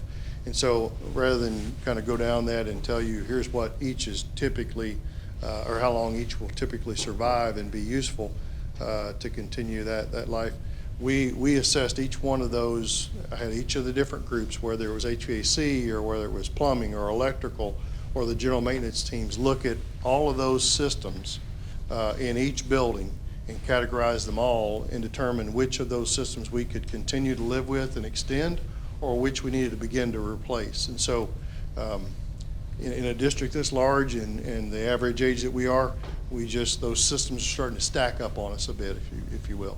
And so that's one reason why this bond program is as large as it is. So I'll stop there and see if there's Yeah, any I others. understand that, Sure. but I still want to see what those life cycles Yeah. are. Certainly. They're prioritizing. That's what I want to see, and I think Ms. Powell, adding one more thing, I want to see the category spend about what each network, the contribution is. And so the priority list of those schools, I want to see those priorities, but I also want to see what the network spend is based on the category spend % based on each network. So what are we contributing to each network of our 6 networks in our central office spend as a whole? Does that make sense? It does, and I think very logically, you can look to East Arlington, the areas that have I our understand that. oldest I schools. just want to see what that spend is across the district. We can provide that. Just to kind of give you a flavor of what's in there, 39 schools have restroom renovations. 48 of them HVAC. 27 of them have kitchen upgrades. Kitchens were something that got almost no attention in 2014. Right. Then we also have fine arts additions and fine arts renovations. So kind of 2 different categories there. 19 of our schools, there are fine arts renovations, whether it's finishes in the auditoriums. We've done a lot with auditoriums now, but whether it's the stage floor, whether it's painting, house lights, what have you, or also kiln rooms fall into that category. Fine arts additions at 6 of the high schools to make sure that their programs have adequate and appropriate space. Roofs, there are 18 schools that have partial or up to complete roof replacements. You know, a lot of times we will replace a section of a roof or a roof on a new wing. And so we don't very often replace an entire roof all at one time. Back to your point, Mr. Hogg, you know, we try to get as much life as possible out of even roofs. And so we have a roof consultant that has helped advise us on this. And we made sure that if there's a section of a roof that still has another 5-10 years life left in it, then they told us that in writing in a report. We're not going to plan to replace that now. So kind of back to your point. In terms of athletics, 19 schools have improvements in here for athletics, and that includes replacing the football turf on each of the 6 high school football fields, resurfacing the tracks, improvements in the gyms and the locker rooms. So just a variety of things. All of the schools have dollars in the condition piece for security enhancements, exterior lighting, and interior high security keying systems that is new to us, something we're trying to transition to. And then site improvements. All the schools have site improvements that include landscaping and marquees and pavement improvements, but those are good. And all those things I'd like sent to us. I don't need all 26, but I need more details on those categories. You know, I said on last committee and the Citizens Committee had some pretty good details of some of those listings. I think we need more than what I see in some general Sure. categories of what I see. So this is an information request to make me come and be comfortable with that. I guess, and let me just ask, lighting retrofits included? Is that, and that's where we get into, is it across the district? Is it just certain campuses? Or what are we looking at? Because I like lighting retrofit because I look at that as reducing our carrying cost as a whole from our lighting standpoint. It reduces our maintenance costs, it reduces our workers' comp cost, it reduces all those things. So I would say that's a good investment, but I also don't know what that lighting retrofit y'all are proposing here. So, and I can speak to that. So all of these things are on the initial list. And so back to those tiers, those priority tiers of condition. Lighting's a good example where we went in and we said, okay, if this is a building that holistically is one of our newer buildings, we push the lighting out. But for an older building, then we left the lighting in because I'm sure you've all been in some of our older buildings where we have already replaced some or all of the lighting. It makes a dramatic impact in the hallways and brightening and freshening. The outside's a safety Yeah, factor. exactly. For us, it's a property, less security costs. There's a lot of things Yeah. that come in to lighting. So back to your point, not every campus has interior lighting. I think they pretty much all probably have exterior because that's that security piece. But we made those choices based on the overall age and condition of the building. And I understand that. A little bit the same way we've done this in Yeah. many years past. Right. So I'm very familiar with that, and I agree with that methodology. You don't need to list this now. I'm just asking for this. I'd like to see more detail on what came down from that 1.233, the original proposal, what was pulled out to get that, there's an 89 million cut that y'all show listed in here, and then what are those other items? What's that other 200 million Yeah. that was dropped And a down? lot of it is these kinds of things I just read off. They were in the buildings Did you that stretch them? that Did were. you pull the priority list and say we're not doing priority fives? That's the Kelly, question. Yes, sir. If you remember, we looked at this more from a master planning standpoint for the next 15 years. So when we first made those initial cuts and took that larger piece of the pie out of play, what we did is we looked at those items that were out at 10 years and towards 15 years, and those were cut because those can be put in a future bond program. And so we're left with what did we feel like we needed to do in this bond program at this current time, and we just So the took out those. 1.233 wasn't a 5-year needs. No, it was more of a master plan Gotcha, approach. thank you. Yes, sir. The way it's written, and maybe it's just optics, it seems a little weird having that fine arts as a specific category listed on there. Because I think it's, I know what we're doing on that. We're saying all these other fine arts pieces are included in the facilities overall cost, but then it looks like you're just putting, this in fine arts and it's not listing. And so I see that, 1.8 for uniforms, 1.7 for instruments, but then some of those others are FF&E items that we're listing in there, so I understand why those are not included in fine art. All that is equipment, and it has a different life to it than Right. a building does. And so we have historically, if you go back to the 2009 bond program, had that separate bucket, if you will, for fine arts instruments and equipment and uniforms, because the life cycles in that are much shorter than they are for a building. So when we repay those bonds, we want to repay those over the life of that asset, and they typically will need to be replaced more frequently than a building may need to be improved even.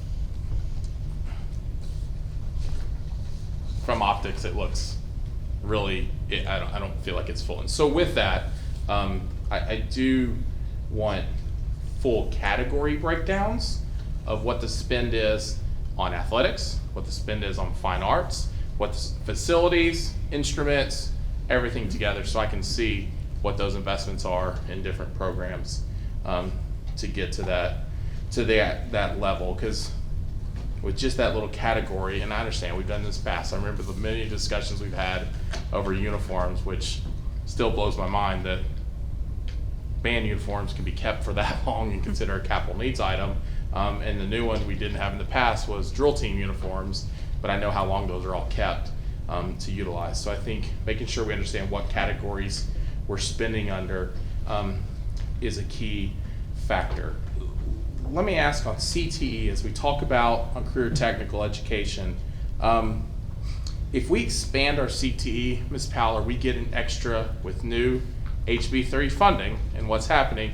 If we expand our CTE, are we getting additional funding towards our general budget because of expansion of CTE?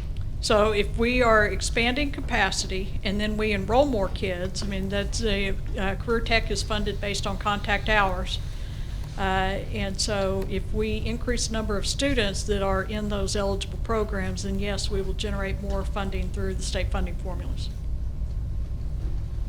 Do we have any idea what those estimates or numbers are?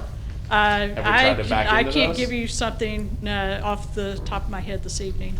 We'd have to look at how those classrooms Yeah. are scheduled. I mean, I think we've had an idea is, if we add, say, 10 classrooms and labs at the Career Tech Center, those are used all day. Sometimes they're double blocked, sometimes they're not. So we'd have to work with the Career Tech folks. And I think they have looked at how many students that they might be able to serve in that type of setting. And I think I can get that pretty easily. I don't have it right now. Listen, I hate to use the word ROI with schools, but we're getting into a return on what Yeah. our investment is as quickly by doing those some things. So I think it's sometimes an easier sell on where we're pushing that.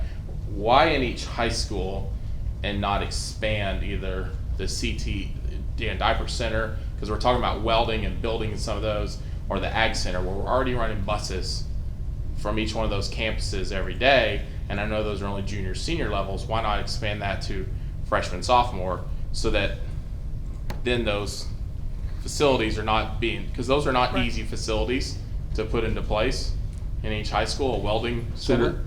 Was that example one school? I'm sorry. How many schools was that? It's like 4, I think, of our high schools. Some of our high schools have welding labs. Some of them have Right. construction labs.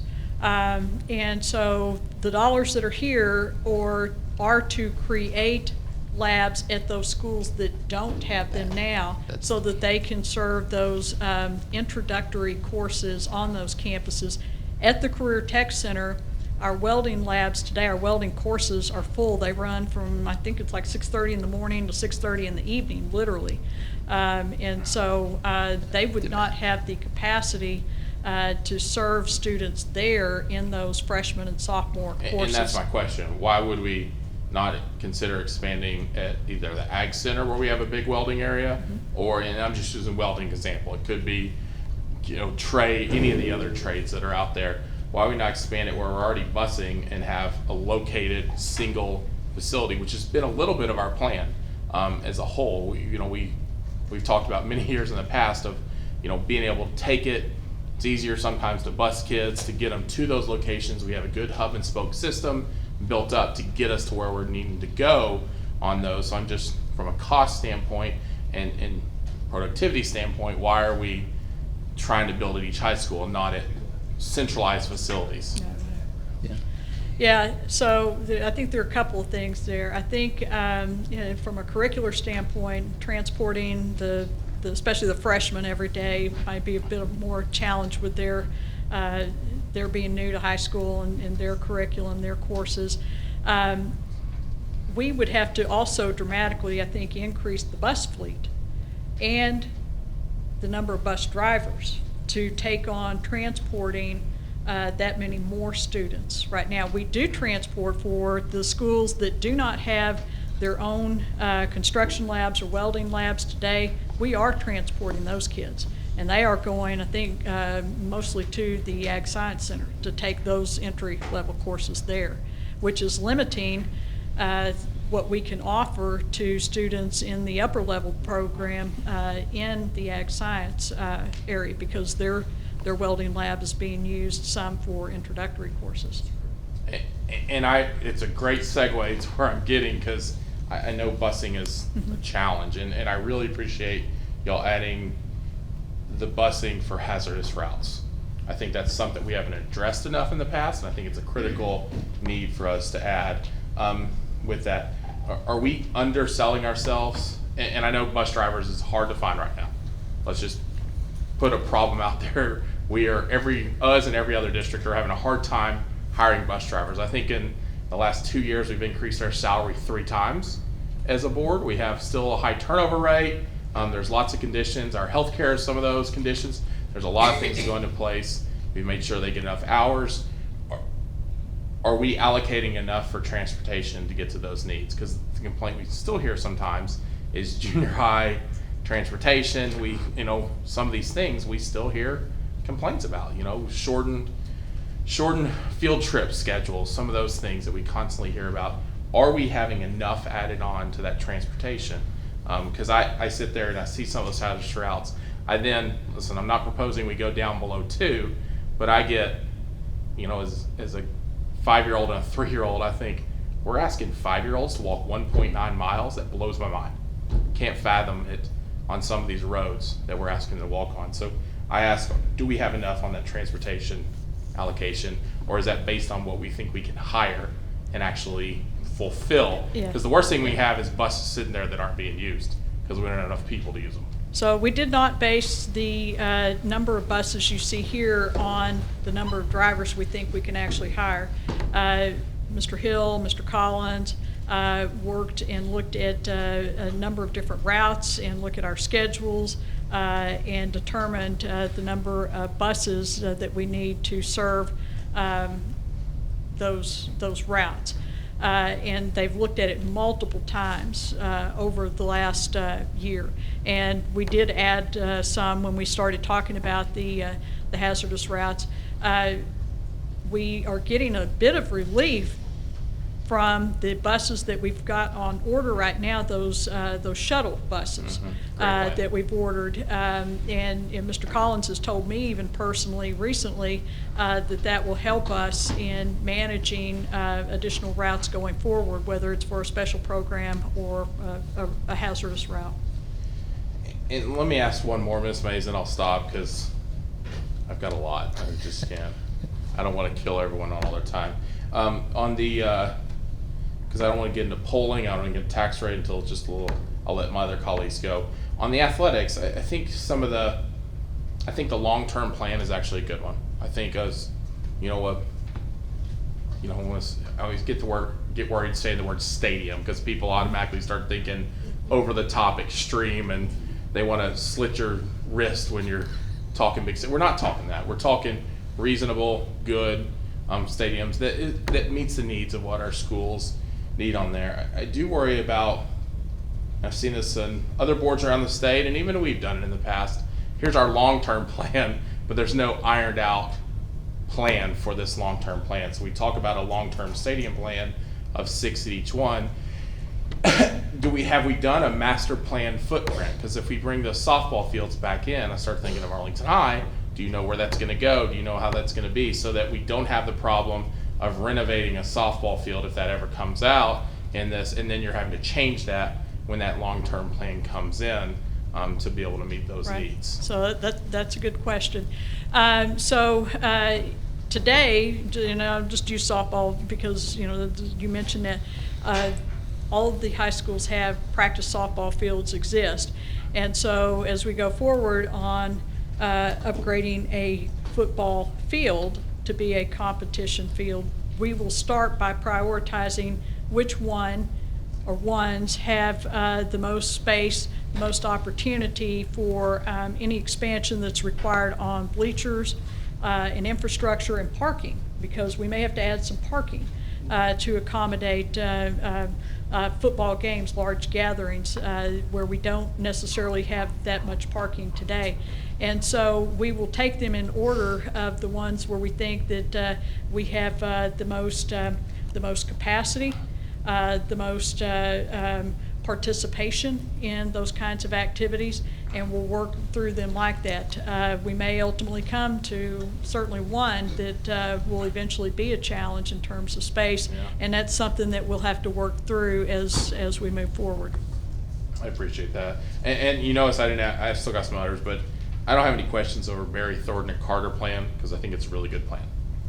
I think it's a good, creative plan, and if you haven't been through Carter Junior High, let me tell you, you'll vote for this thing immediately when you see that, because there's a need for us. So I think those are good ideas, some land swaps, some of those things that we're doing.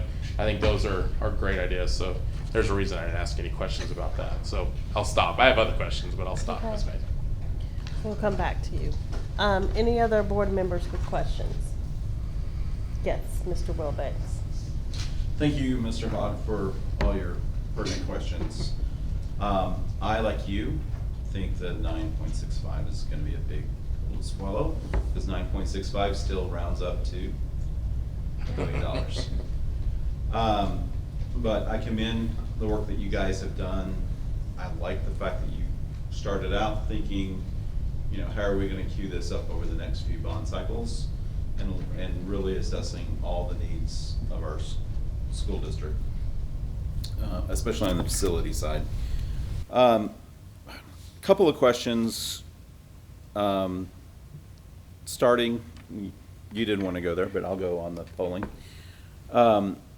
You mentioned Turco when they polled the citizens, they used those most likely to vote in the May election? It Is May that- and November. Oh, May and Recent November. May and November elections, Okay. yes. Yeah, because your likely voters in May are very different Right. than the voters in November. And this is going to be a November election, so I wanted to make sure that was clear. And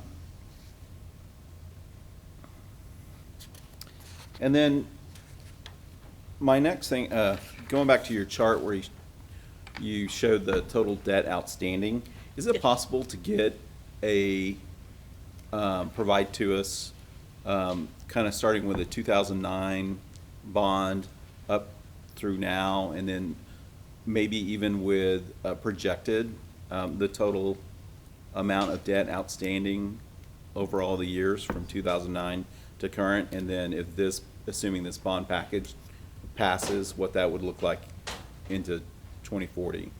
Is that easy to model?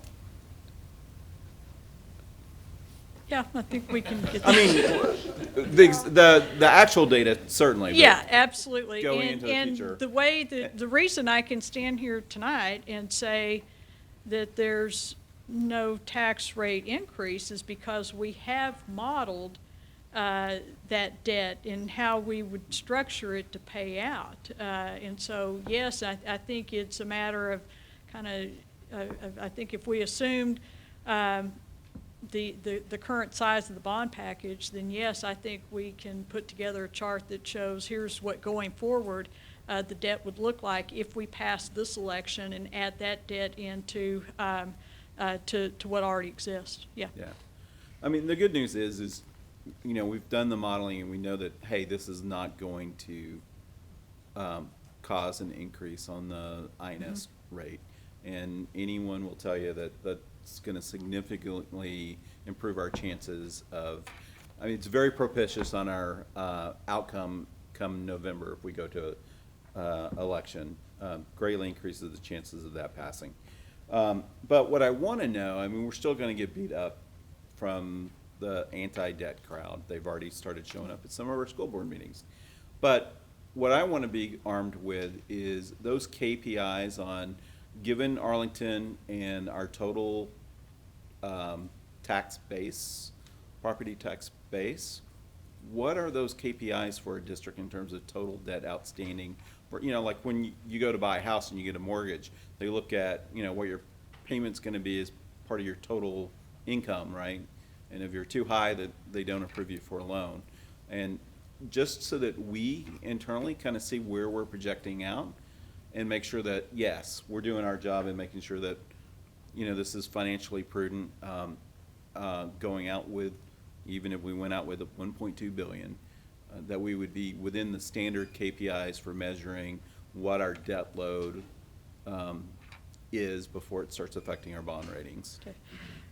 One point I'll make, and we've talked about this before, is that when we work with our financial advisors, Hilltop Securities, on those models, and we are very conservative in the assumptions that we make.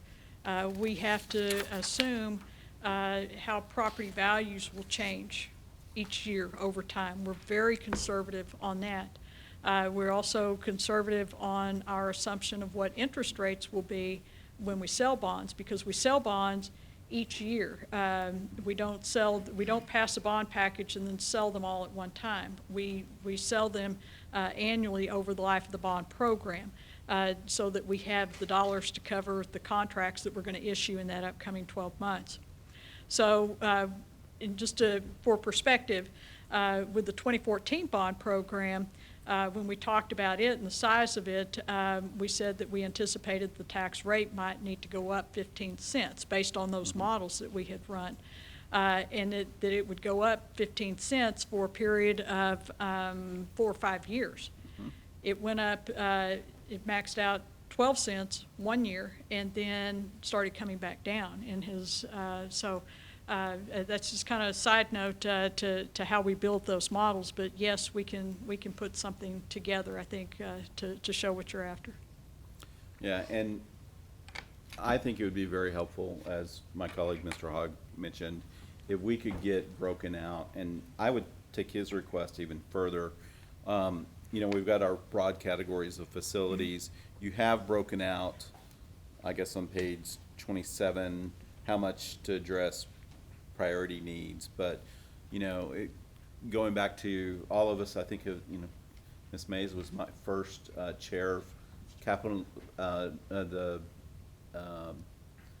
Bond Oversight Committee, and we had detailed data on how much was MP&E work and how much was this. And if we could have that level of detail to kind of break out would be helpful.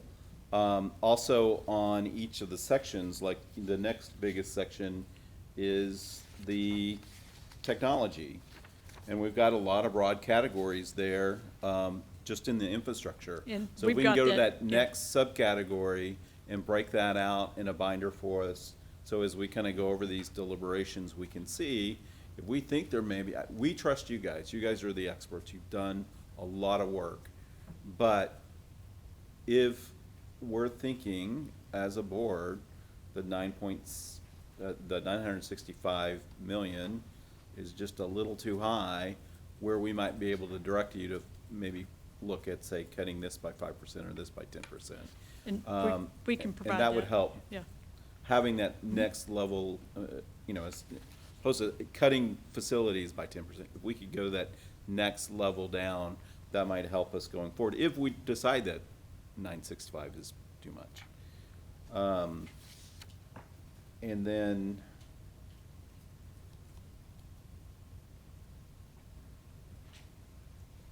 you know, also, if we could have, I think Mr. Hogg referred to this as well, is we, I know on the Capital Needs Steering Committee, one of the last meetings you had that big sheet with all the cuts that you guys had made to get down to the 965.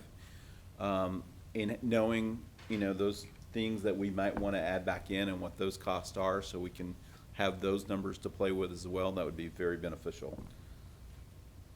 And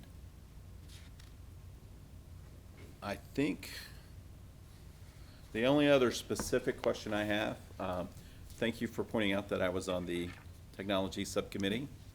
And as you may recall back then, I didn't think we should be in the business of running a data center. And I noticed probably in the infrastructure, there's a secondary data center there. I'd just be curious how much that data center would cost. And that's I something we can probably move out. can get that for you right now, but If you can send it to us later, we don't need it now. If in that book, or in that breakdown, Yeah. once you break that We've down, got that that. cost will be in there. We can have Yeah. that. That's one of the reasons why we'd So like to see that. To your point about why the secondary, today, and we've got John Atkinson here from Network Services. He can help speak to this if I get it wrong. But we have created the data center at the Career Tech Center. Okay, we have a data center there. We also have our secondary data center. Where is John? There you are, John. At the admin building. And so they're on a direct path. So literally, if you had some major storm that came west to east, then it could wipe out, certainly one of them, the admin building, the center, the data center at the Career Tech Center is hardened, but still we're at risk because Right. they're on that direct line. And so when we say create a secondary data center, it's not build a new structure, it's house it within the enterprise center is what we've looked at, is creating a secondary safe spot there to be that backup. Okay. And I think there was one other question I just recalled, if you give me a second to. Yeah, if I can think of it, we'll come back later. Yeah, I'll turn it over to another colleague. I just have one procedural question. I've been trying to take notes as secretary on what has been asked for, but I'm in over my head already. So is anybody else helping with that? We have Thank you, video. Tony. Good question, Ms. Walton. Good question.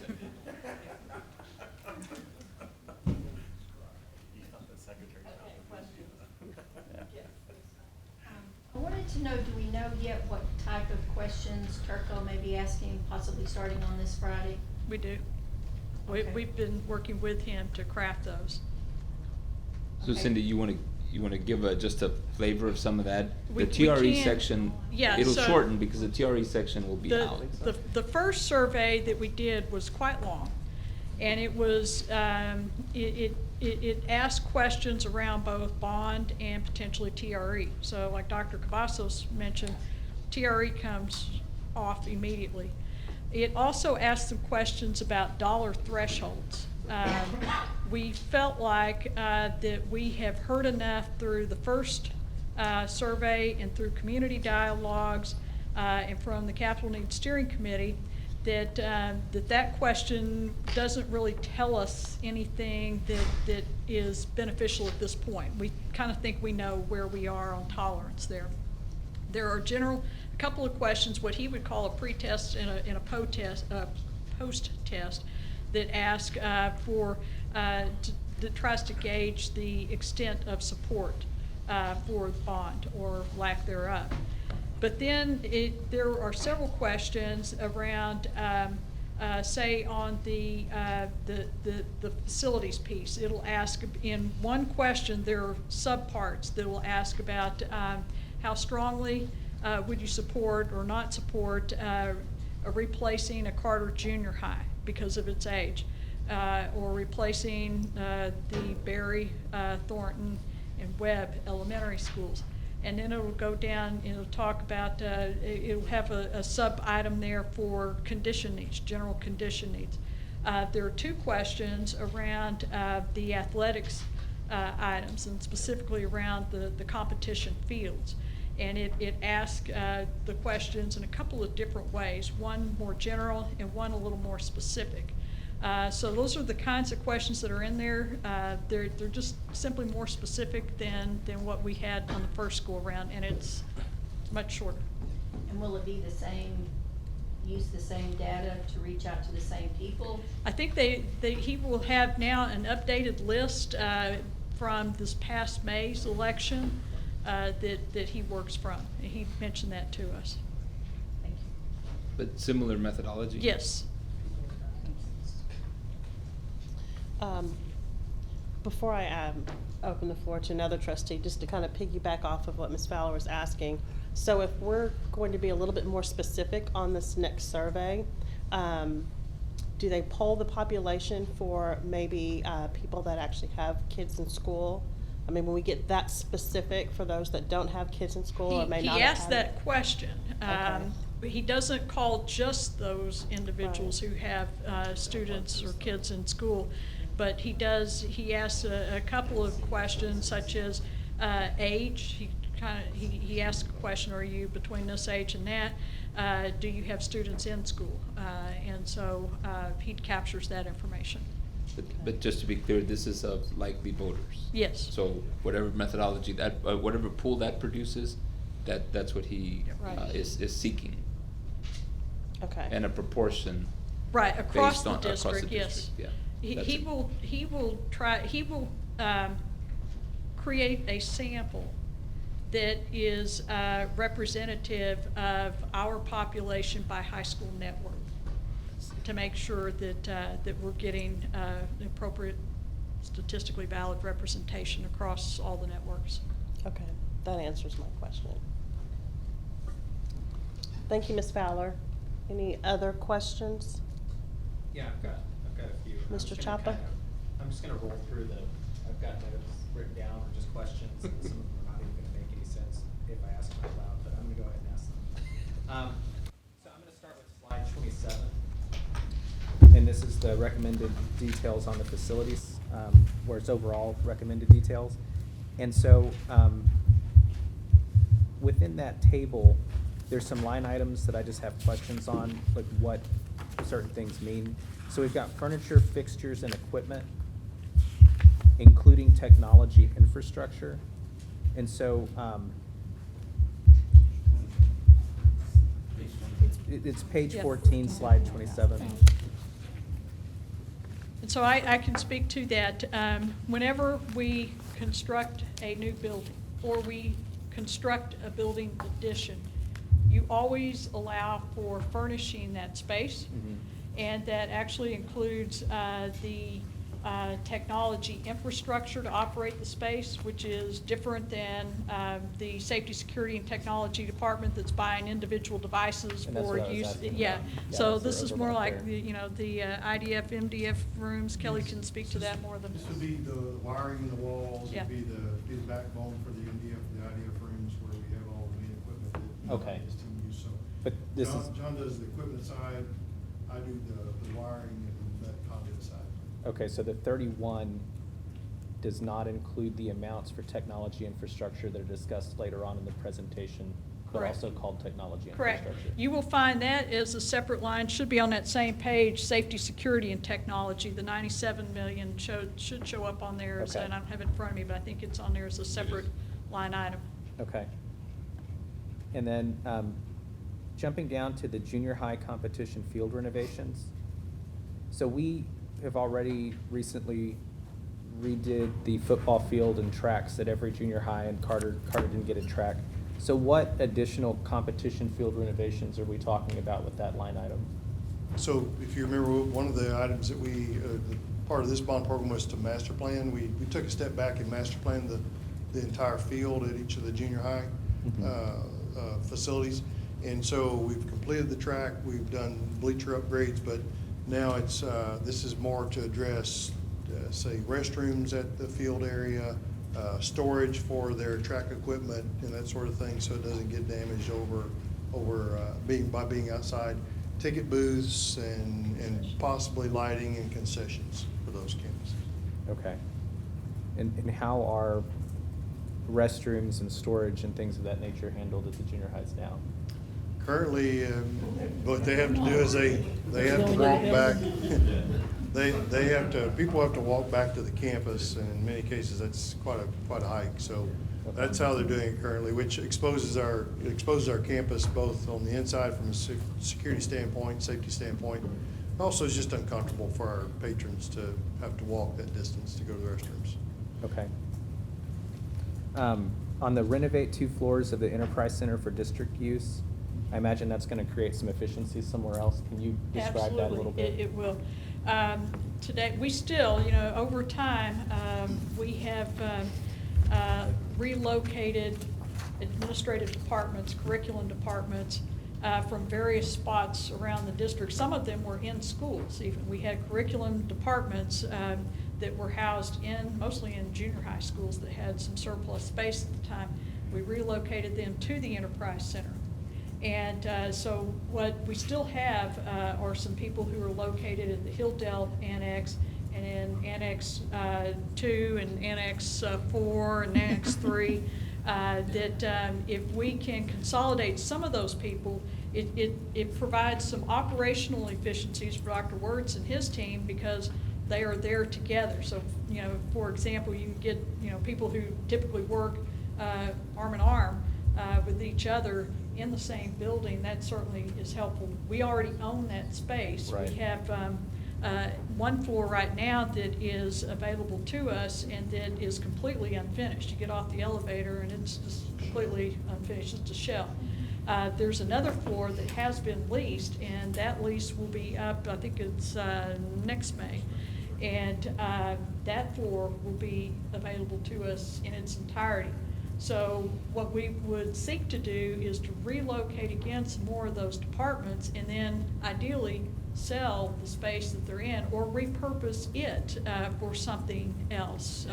So Just to yes. add to that, Cindy, that also in this planning to have some swing space as we look at the service center and other areas that'll go under major construction, to have some of that capacity as we continue to consolidate and eventually phase out. But that also provides that opportunity and really moving, like we did in 14, into operational efficiency and consolidating facilities and continuing that path.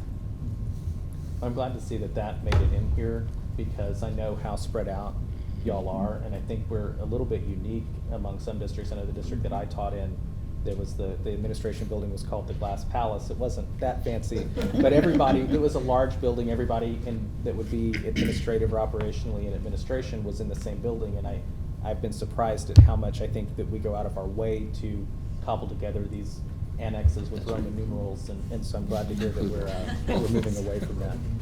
On slide 32, this is the utilization improvement additional consideration discussing a boundary change between Sam Houston and Bowie.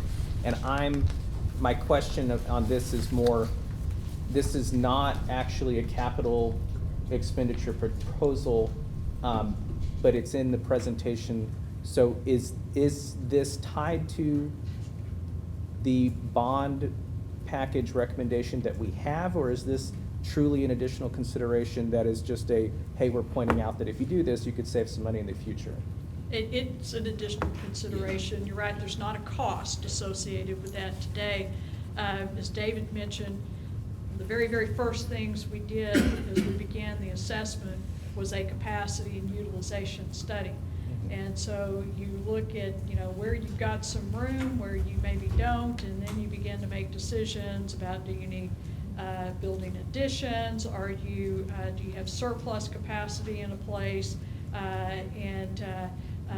Do you need boundary changes, what have you? And so, this was just an opportunity that we can continue to study to see if there's an opportunity to either shift a boundary or shift a feeder. I think it was actually one of our students who was on the capital needs steering committee who made that suggestion. Maybe you can take an elementary school and change its feeder path and accomplish that same thing. So, Yeah, and I would just add that this is, the reason it's a consideration is because of what Ms. Powell just said, but also in our further study as we go into the next 5 years, a master planning and enrollment, Seguin in particular, Bowie, specialized programs at the high school level, addition to those, all of that is a consideration that I think has to work as a package. We put this in here, I think, because it became such a topic and it's an important one.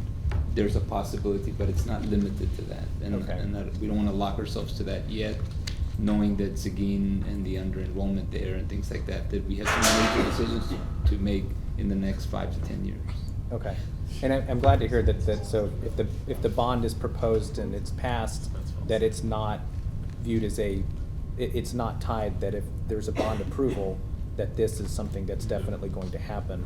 And then I would just suggest also, as we move forward, now that this has been flagged for us, that I'm not sure that this is something that we would want to discuss in our communications about, a bond package. One, because it's not tied to it, and two, I think this exists separate and apart from anything in the bond package, and there's so many other, the things that you just mentioned coming down the pipe that we need to maybe think harder about, because whenever you're talking, we have to adjust boundaries from time to time here or there, but it's been quite some time since we've done a substantial change to a high school boundary, and that tends to be an emotionally charged issue for people, and so I think, I would rather not tie this to the bond. Yeah, makes sense. On slide 38, page 20, the elementary school playgrounds. so I can kind of see the mock-ups here of what the standards would look like. I thought, was that something that our Health Advisory Committee was looking at? Is this something that Yes. arose out of that? Certainly, we have, the biggest challenge, or the greatest challenge with our elementary school playgrounds right now is inclusion, allowing access for all students. So in order to accomplish that, what we've determined is that we have just a disparity, there's a disparity of equity across the district. So we looked at the notion of coming back and just attacking every campus, every elementary campus, making sure that they had an age-specific playground for 2 to 5 year olds and an age-specific playground for 6 to 12 year olds, and then make sure that they're safe, make sure that they're inclusive for all students, including those with disabilities, and then also to provide some modicum of shade for that equipment in the Texas sun, just so it's not so hot. And the Health Advisory Committee did So, review and that's, some of I was those. going to speak to that. So, we went to them with the standard and the plan that we had already set forth. They were very, very positive to that, and were very supportive of it. And so I would assume that, when they next report out to, the board, you will probably hear that mentioned. But, that was something that we took to them, showing them what we were already doing as part of this assessment work, and because it fit very neatly with their wellness efforts and activities. So it was very well received. Okay. Can you expand a little bit more on the, what this standard includes in terms of improvements for students with disabilities? Certainly, it's first and foremost, it's access to the playground, from the building to the playground. So, because it's difficult to roll a wheelchair on anything, or use crutches or a walker or anything like that if it's not improved service. So we would gain access to the playground area, make sure that it's at an area that's tends to be more flat, not on a hill and so forth. And then finally, once they're on the playground itself, that surface would be either a rubber surface, or it could be even artificial turf. But it would be something that would support the weight of the wheels, point loading of wheels, so that they can get to the equipment and then transfer into the equipment.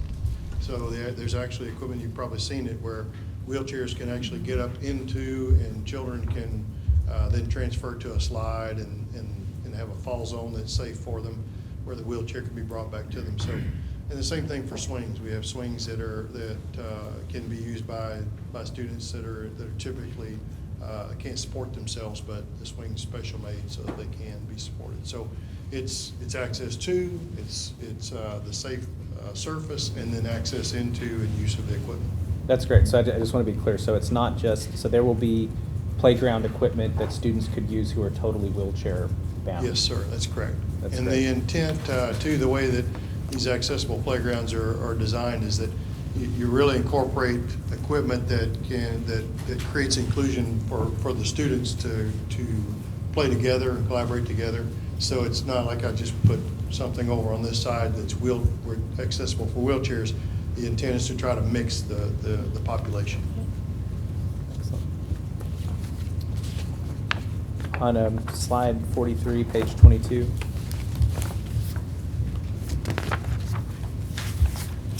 And this was already touched on a little bit, but on the secondary data center, we talked about how this is different. This is different from the data center and the CTC, but I thought I saw in the notes for the budget that we just approved that there was some consideration for data center improvements. How is this different than that? Or how does that further that? Well, so I think what you're referring to in the budget that was just approved, we have bond dollars in the 2014 bond Okay. being spent. And so as part of the life cycle replacements, I think there are some servers there being upgraded. And John, is that servers in the administration building or data center? Yes, in the current data center over in the CTC building, yes. So some Okay. existing equipment that is needing to be replaced. And John, I think you should come up here. He can speak to what is in this upcoming budget that may, I think, be a capital purchase, not out of the general fund. It would be out of the bond funds for 2014. Yeah, as well, that if it was approved in this budget. Okay. And I'm sorry, I couldn't hear quite back there. So in our notes to the budget that we just approved last week, there was in a paragraph, there was a entry for like $250,000, and I think it related to some sort of data center improvements. And I just was curious as to what that was. How's that different than what's here? 250,000. Are you speaking maybe about the security audit that we're having done? No. And I can come back later and We'll find it. Yeah. And make sure we're addressing the right questions. Yeah. Okay. That's fine. Jumping over to fine arts, and this goes back to a question I had earlier this year when we had a very initial presentation on this. The items here are pretty specific on what is part of the fine arts component. And I had asked a question about music systems for the elementary schools, the cafetoriums, and I didn't see them here. So are they included somewhere else? No, Under they're the included in the facilities? deficiency items. So Okay. we work specifically with Dr. Anderson to address elementary school cafeteria, I call them cafetorium sound systems and lighting, just simple lighting systems for the stage, as well as, we did call out, or you did note, in here, it was noted about the junior highs, but the elementaries is included. Okay, great. It's just a much smaller cost because the equipment's much simpler.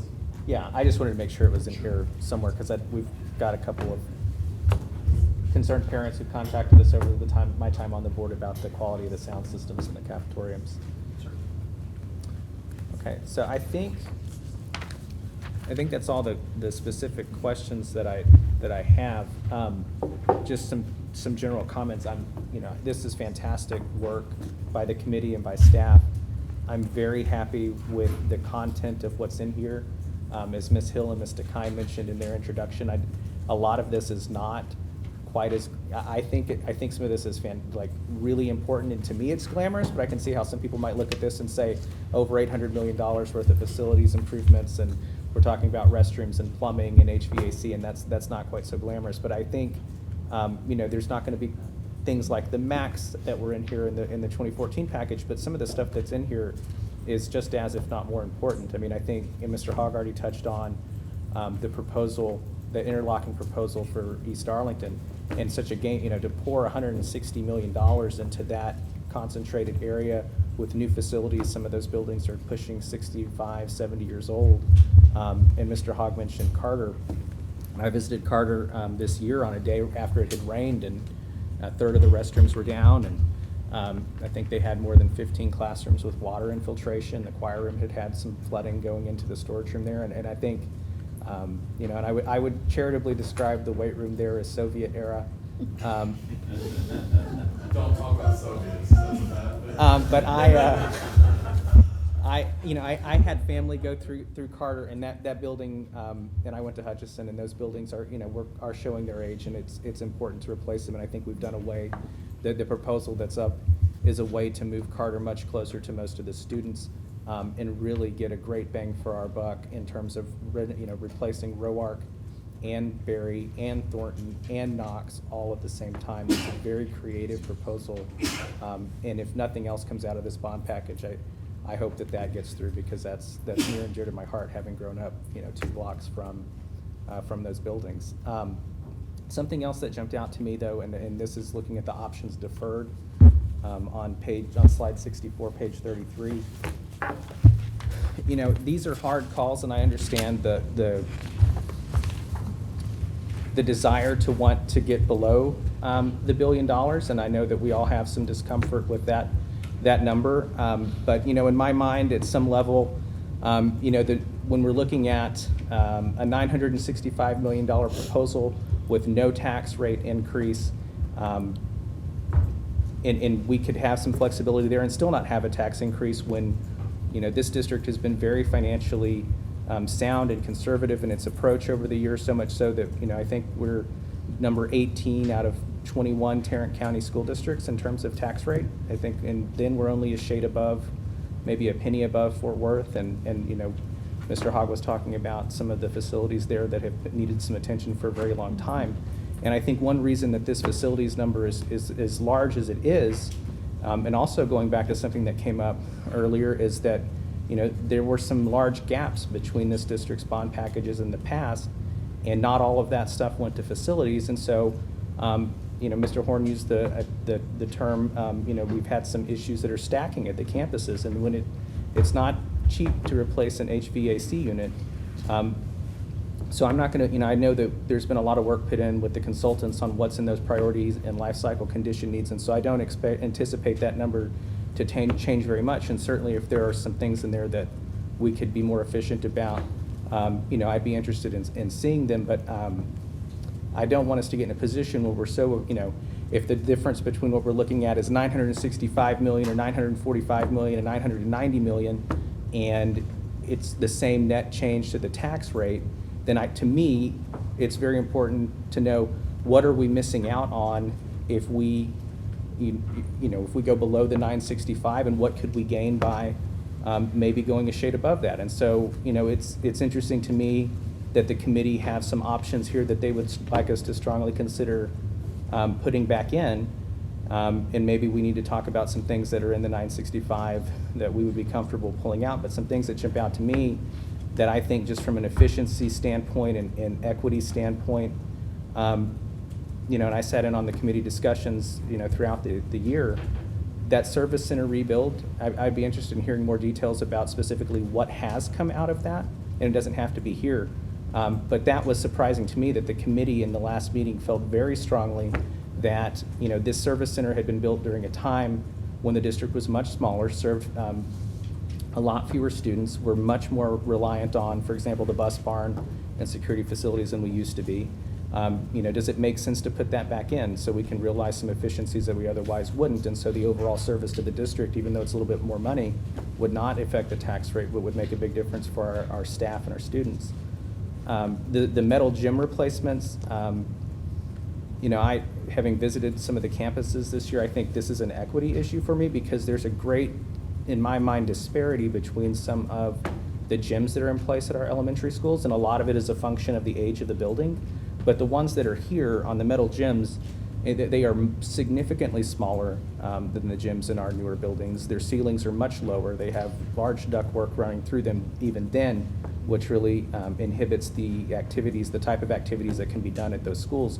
And if you go visit those gyms, and then you go visit one of our newer buildings that has a very large gym, it's just a glaring disparity between the condition of those buildings. And so I'd like to find a way to get back in there. And then the softball field renovations is something that in the last meeting of the committee, after the discussion of the 965, I felt like there was a lot of consensus around to try to find a way to get those back in there.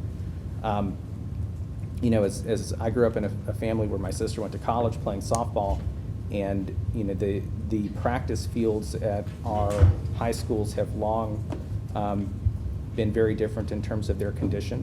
The one at Sam Houston, and not to be too flippant about it, but it's essentially some dirt and grass with a fence thrown around it.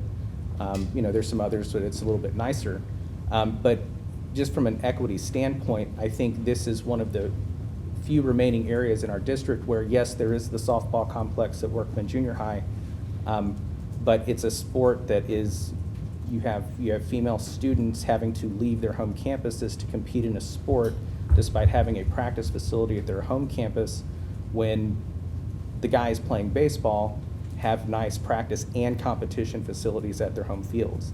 And so I know it was a decision made long before our time to go with the softball complex at Workman Junior High. But from an equity standpoint, I question whether that was really, the best decision to have been made. We are where we are, but I would I'd very much like to see us get that softball field back in there. And I know from the surveys that we did, that the committee did, and the discussion at the end there, I think that there's quite a bit of support for doing that. Those are sort of my general thoughts. I respect my colleagues' desire to go over this with a fine-tooth comb, but at the end of the day, something that's important to me is what would we be giving up and what could we get, knowing that at the end of the day, we're one of the most conservative districts in terms of tax rates in Tarrant County, and we would be, even if this package were to pass as presented, or even with a little bit more in it. So, thank you. Do you have any questions? I just had one question. My teacher background kind of is glaring here. Tell me about the copiers. and what amount of money we are spending on that. It's, slide 44. Right. So the copier replacement is budgeted at $3 million of the total 97.1. And just like all of our devices, we buy those on a scheduled basis. And we had actually replaced all the copiers in the schools. I think we had, and help me, Tony, with this, was there 1 year of purchase, the very first year, the 2014 bond program, did we have 1 year of purchases that finished out the last increment of schools from the last replacement cycle? So we have not, except for that first round, we had not replaced any, I don't believe, in the 2014 bond package. And so those are now cycling out. They get, as you know, being a teacher and being a librarian, heavy use. And so they have a life to them, like everything else. And so these are the life cycle replacements of those. And what is the life cycle on those things, about 5 years? It's maybe a little bit more than that, John, the life cycle on a copier. 5 years, okay.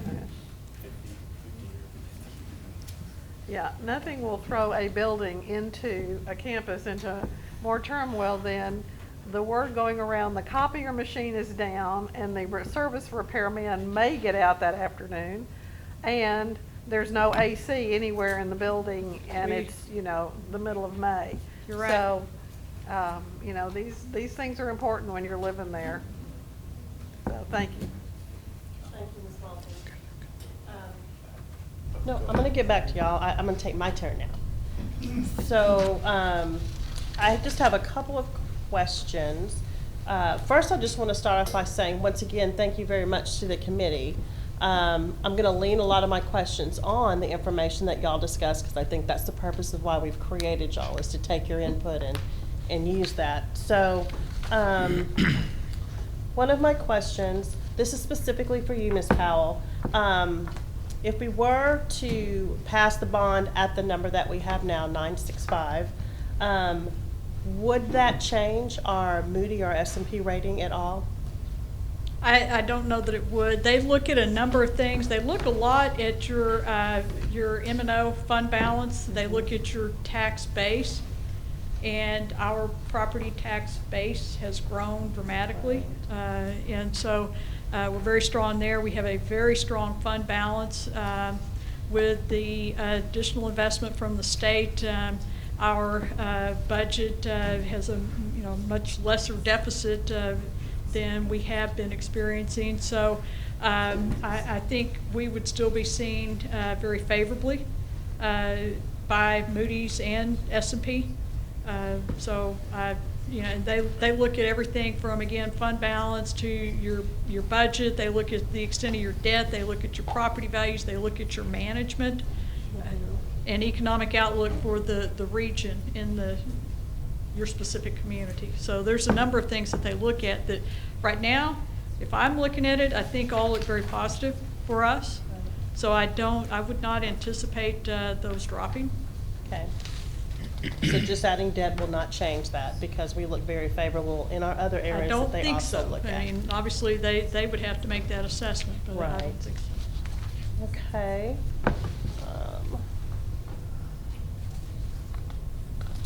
Okay, so for our steering committee, we say 100% of the members voted unanimously to support the projects that came through in the recommendation. Was there ever any discussion of, are we voting for this number that we were given versus any thought of, do we want to do this large amount, if it was even considered large, by the committee? Did that come up? Or was the discussion just, here's what you've been presented, what do you think? So I'll answer the first part of that question. So it was 100% of the members who were available and eligible to vote at that last meeting voted in favor of the 965 as presented. That was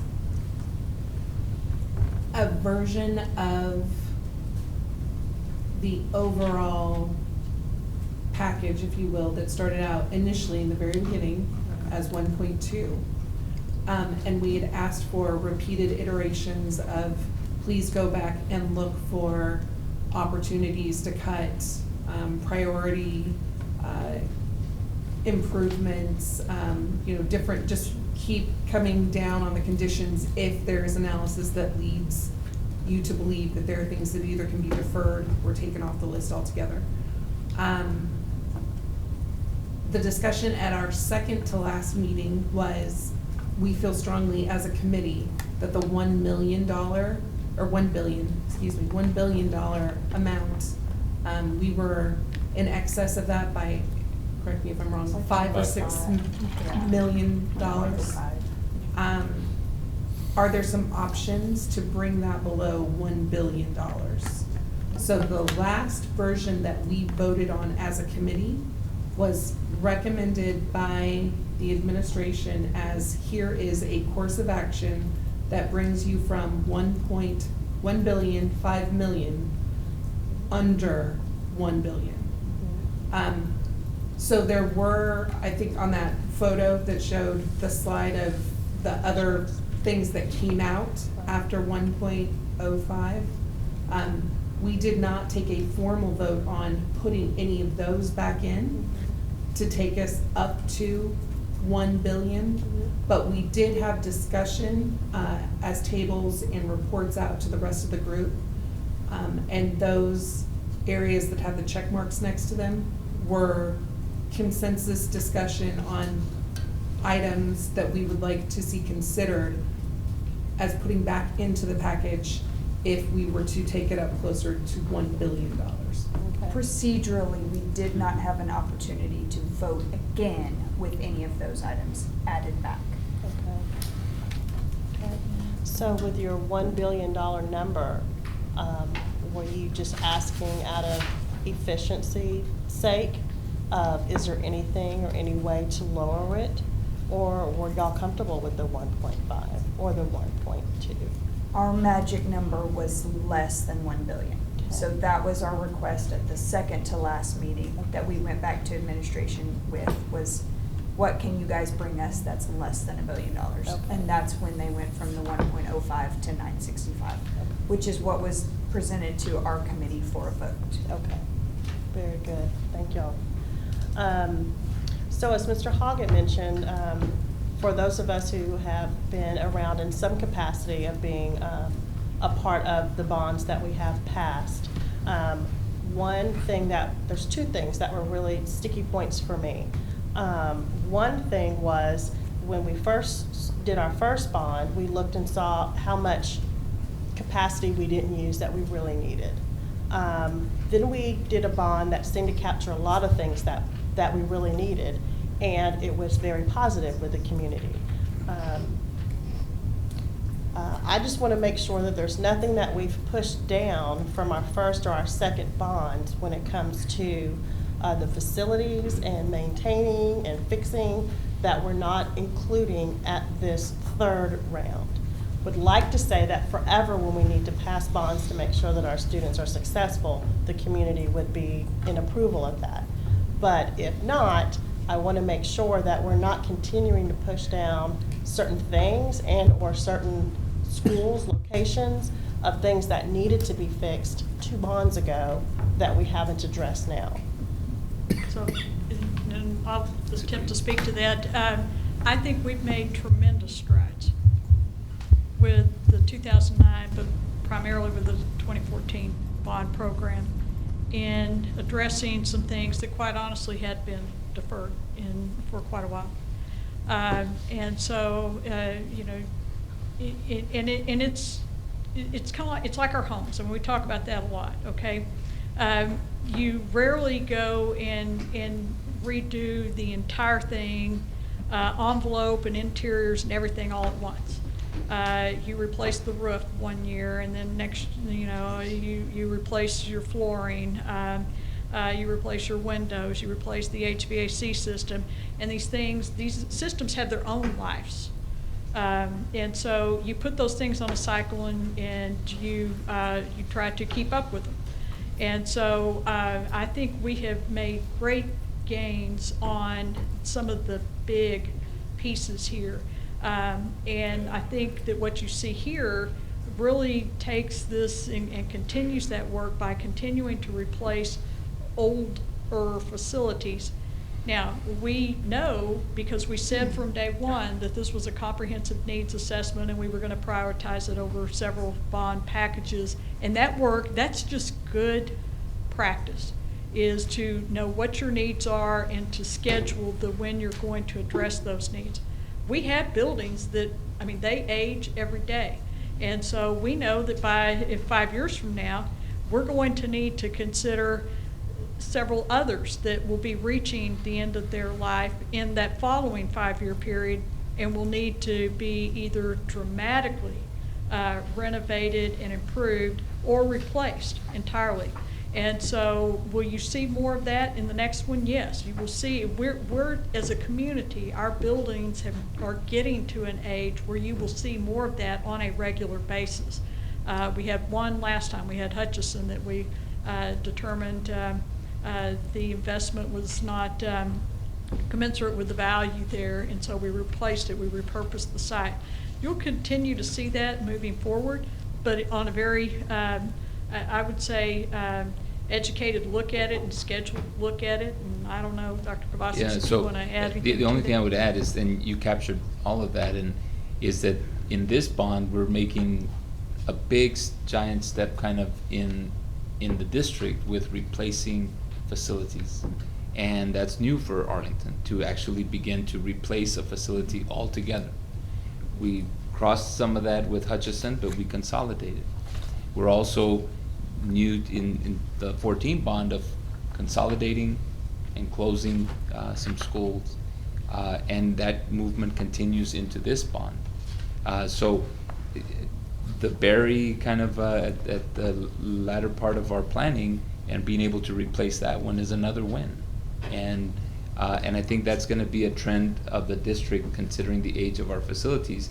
And when we start in this bond, I think it's important to start in a rather comprehensive and significant way. And I do think Webb, Thornton, Berry, Carter is significant in terms of this bond for replacement. And I think that'll continue.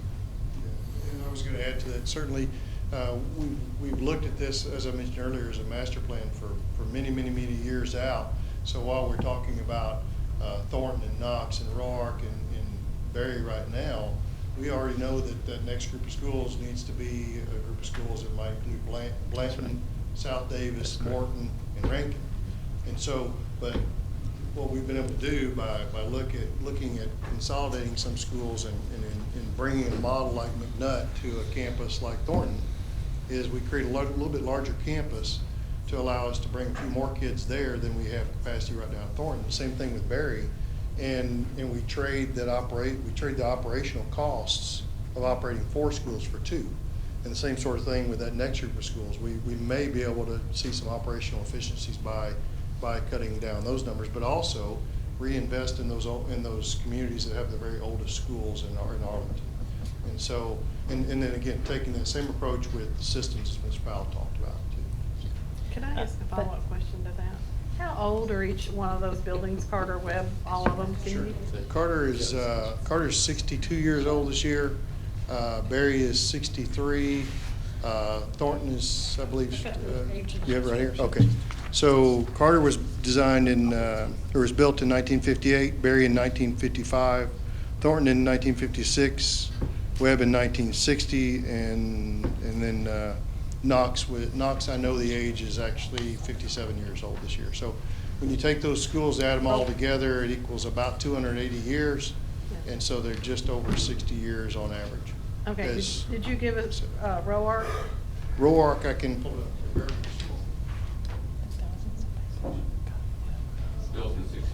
Roark is 58 years old this year. Okay, thank you very much. So the things that you were saying is what I was listening for. And when we talk about bond packages, you know, we've put things in certain bond packages like our CTC Center, which was huge in pulling that bond because it was a need that the community saw and wanted.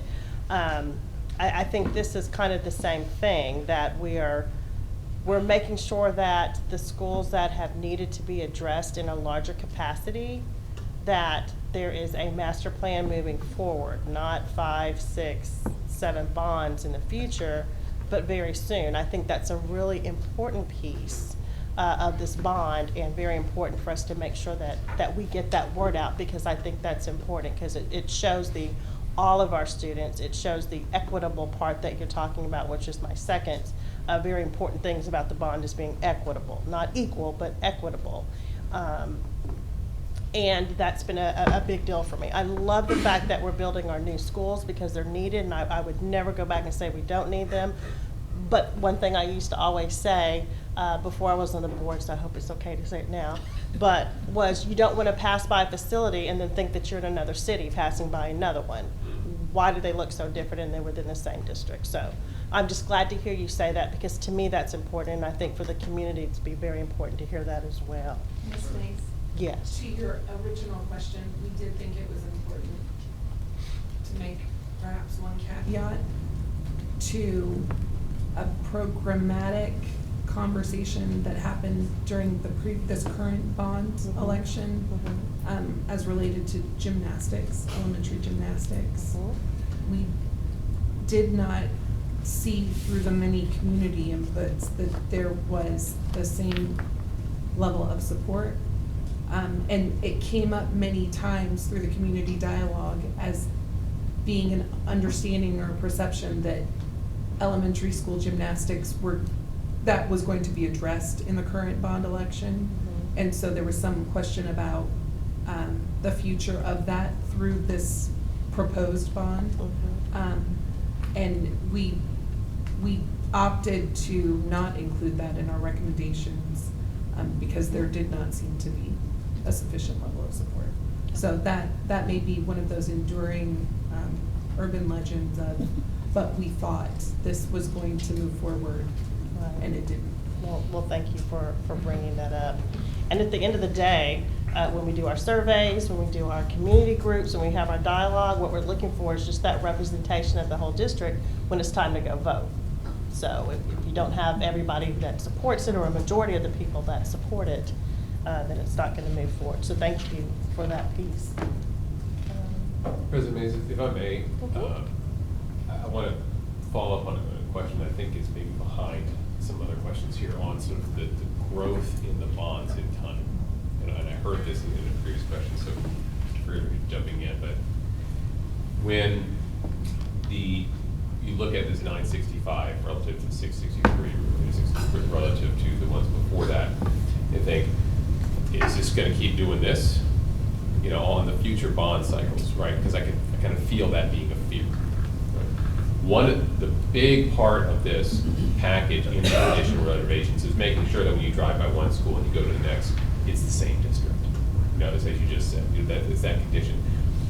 And that is being accomplished through addressing a significant amount of deferred maintenance, which is really what's in this. That's the I'm with you. Deferred maintenance, glamorous. Well, no. Addressing deferred maintenance, glamorous. Deferred maintenance is not glamorous by definition. But anyway.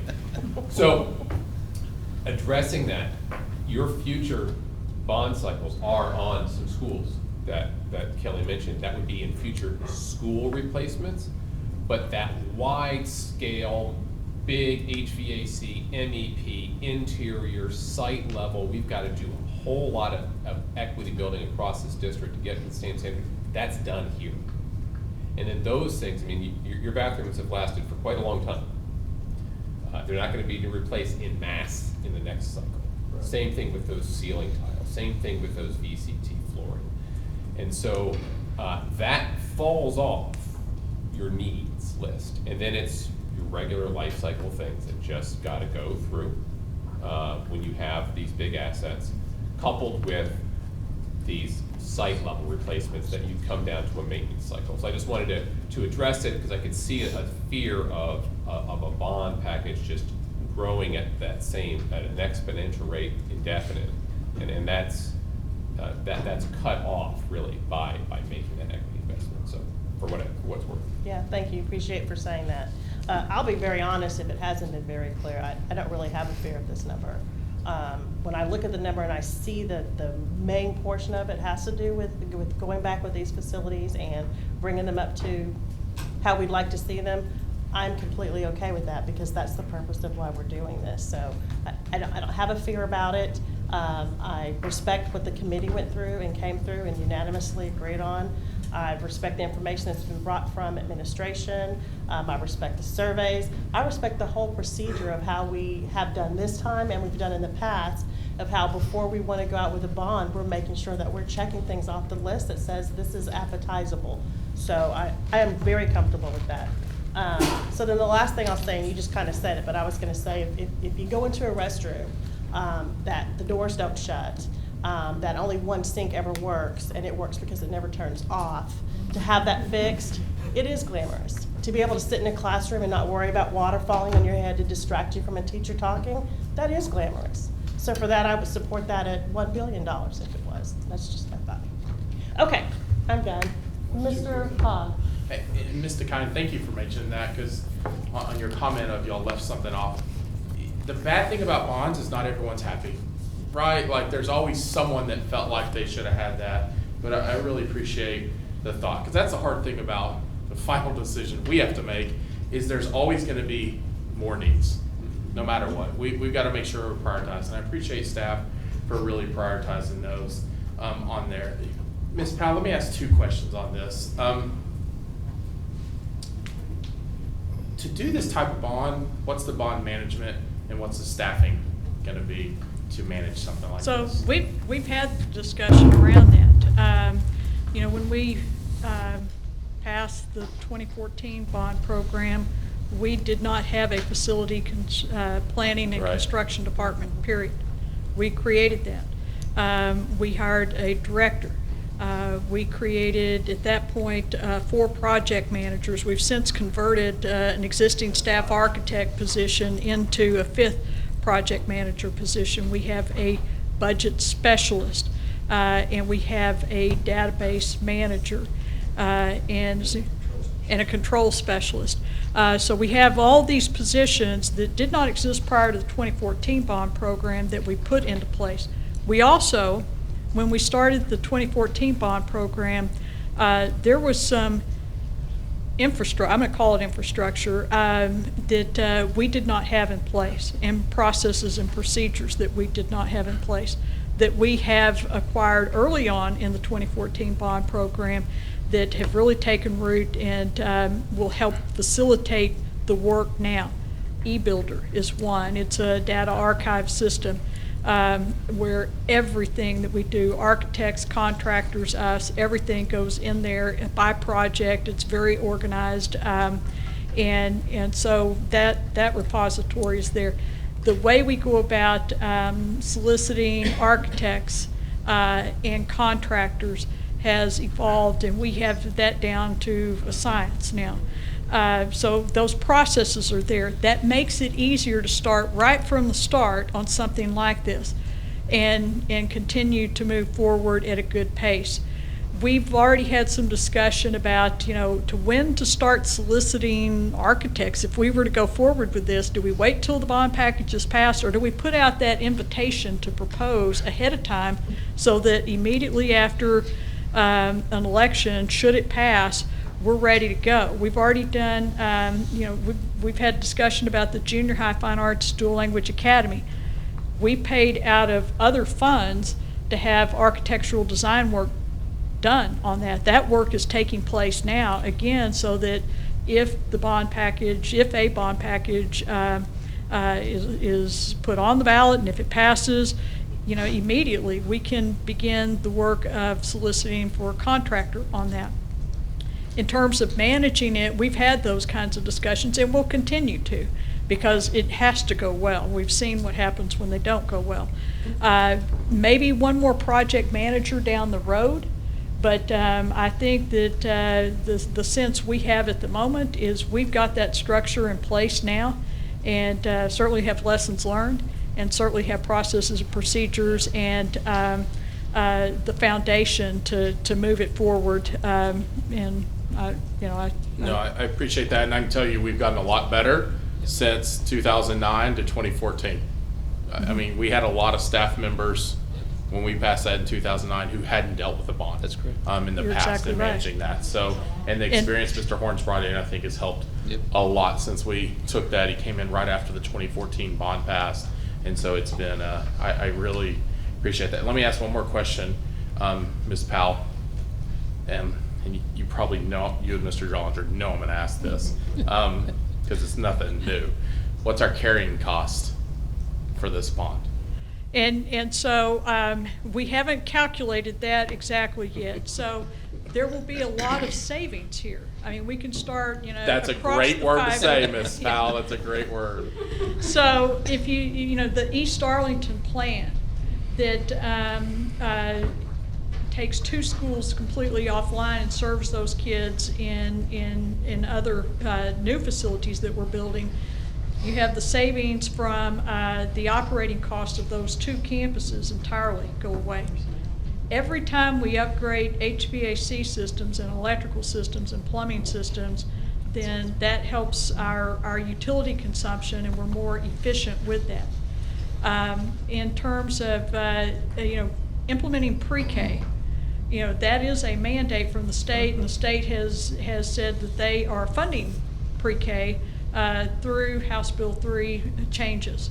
And so there will certainly be a cost to fully implement full-day pre-K, but that's something that the state has already recognized and is addressing. So we haven't set out, and we did this last time after we knew what the package was and could put that estimate together. We haven't done that yet. I think that there will certainly be some, but I see here that a lot of the bulk of this is more about condition improvements that don't add to the square feet that we're trying to maintain, and we're upgrading and updating equipment to more efficient equipment. So I'm comfortable that with what the outcome of that exercise would be. I don't think it's going to be much of an increase, if any. Okay, I appreciate hearing that. And just adding, last thing, I hope in the polling, it gives us the option to be able to analyze and say, do we need to do this as one item or as a couple of possibly 2 or 3 items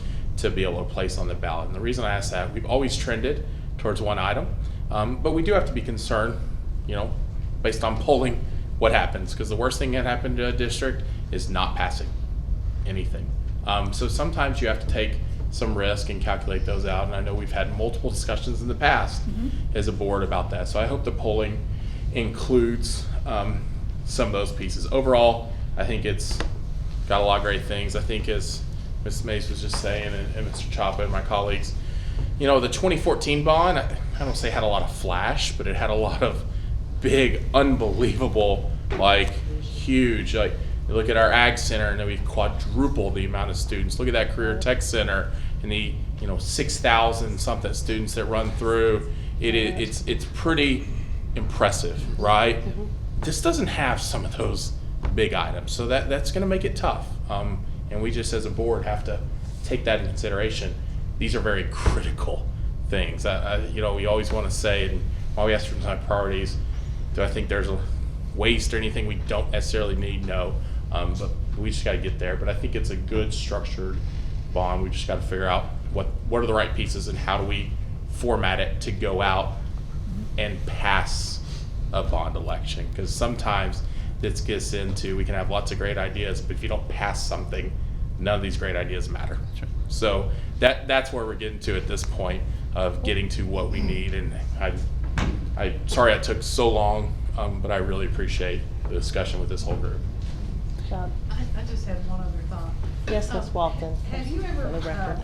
figured if we took the 2014 bond amount of $663 million and we figured the inflation on that and the cost of the skyrocketing costs of construction and so forth, what would that bond cost us today?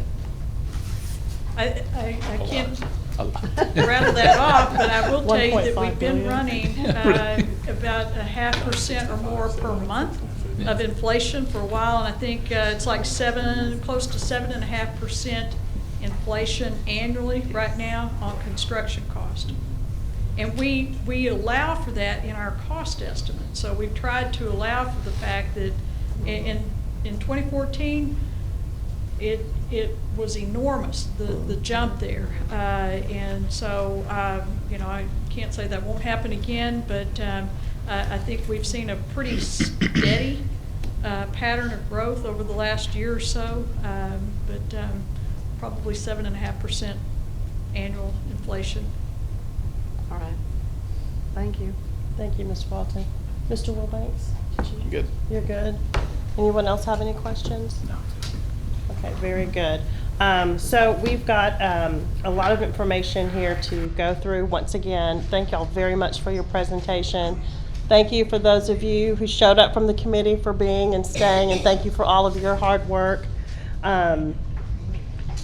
Question to my trustees. The information that we've requested, can we just maybe have a repeat, Mrs. Walton, to make sure that they've got everything that we've requested, and then we can see what kind of timeline we may have? It's not a complete repeat, but I can, yes, if what I wrote down. Okay. I didn't get much of Mr. Hogg's. Oh, don't worry about it. Don't worry, I'll Don't worry follow up about with it. staff. Let Tony do it. Tony has all. Tony, why don't you go over? You have it? You can tell me what I missed. I'll go That with sounds that. Yeah, great. I'll go with that. Love that idea. Love you, Tony. Okay, Mr. Drollinger. So the first one was the language exactly as in statute about what has to appear on the ballot, which is actually in quotes, this is a property tax increase, but we'll formalize that on the response. What is the life cycle replacement period or plan we are working on for each system? The category of spend percentage by each network, by each category within that network. Lighting retrofits, kind of the scope of that project, is it across the district or only certain campuses? Full category, a lot of these are kind of repetitive, but full category breakdown of spend by categories of fine arts, athletics, et cetera. The career tech expansion, are we getting additional funding because of House Bill 3, so we can come back with an estimate on what kind of additional funding we would generate there. Total debt outstanding chart from 2009 through the current, and then add in what the new debt model would look like added to that.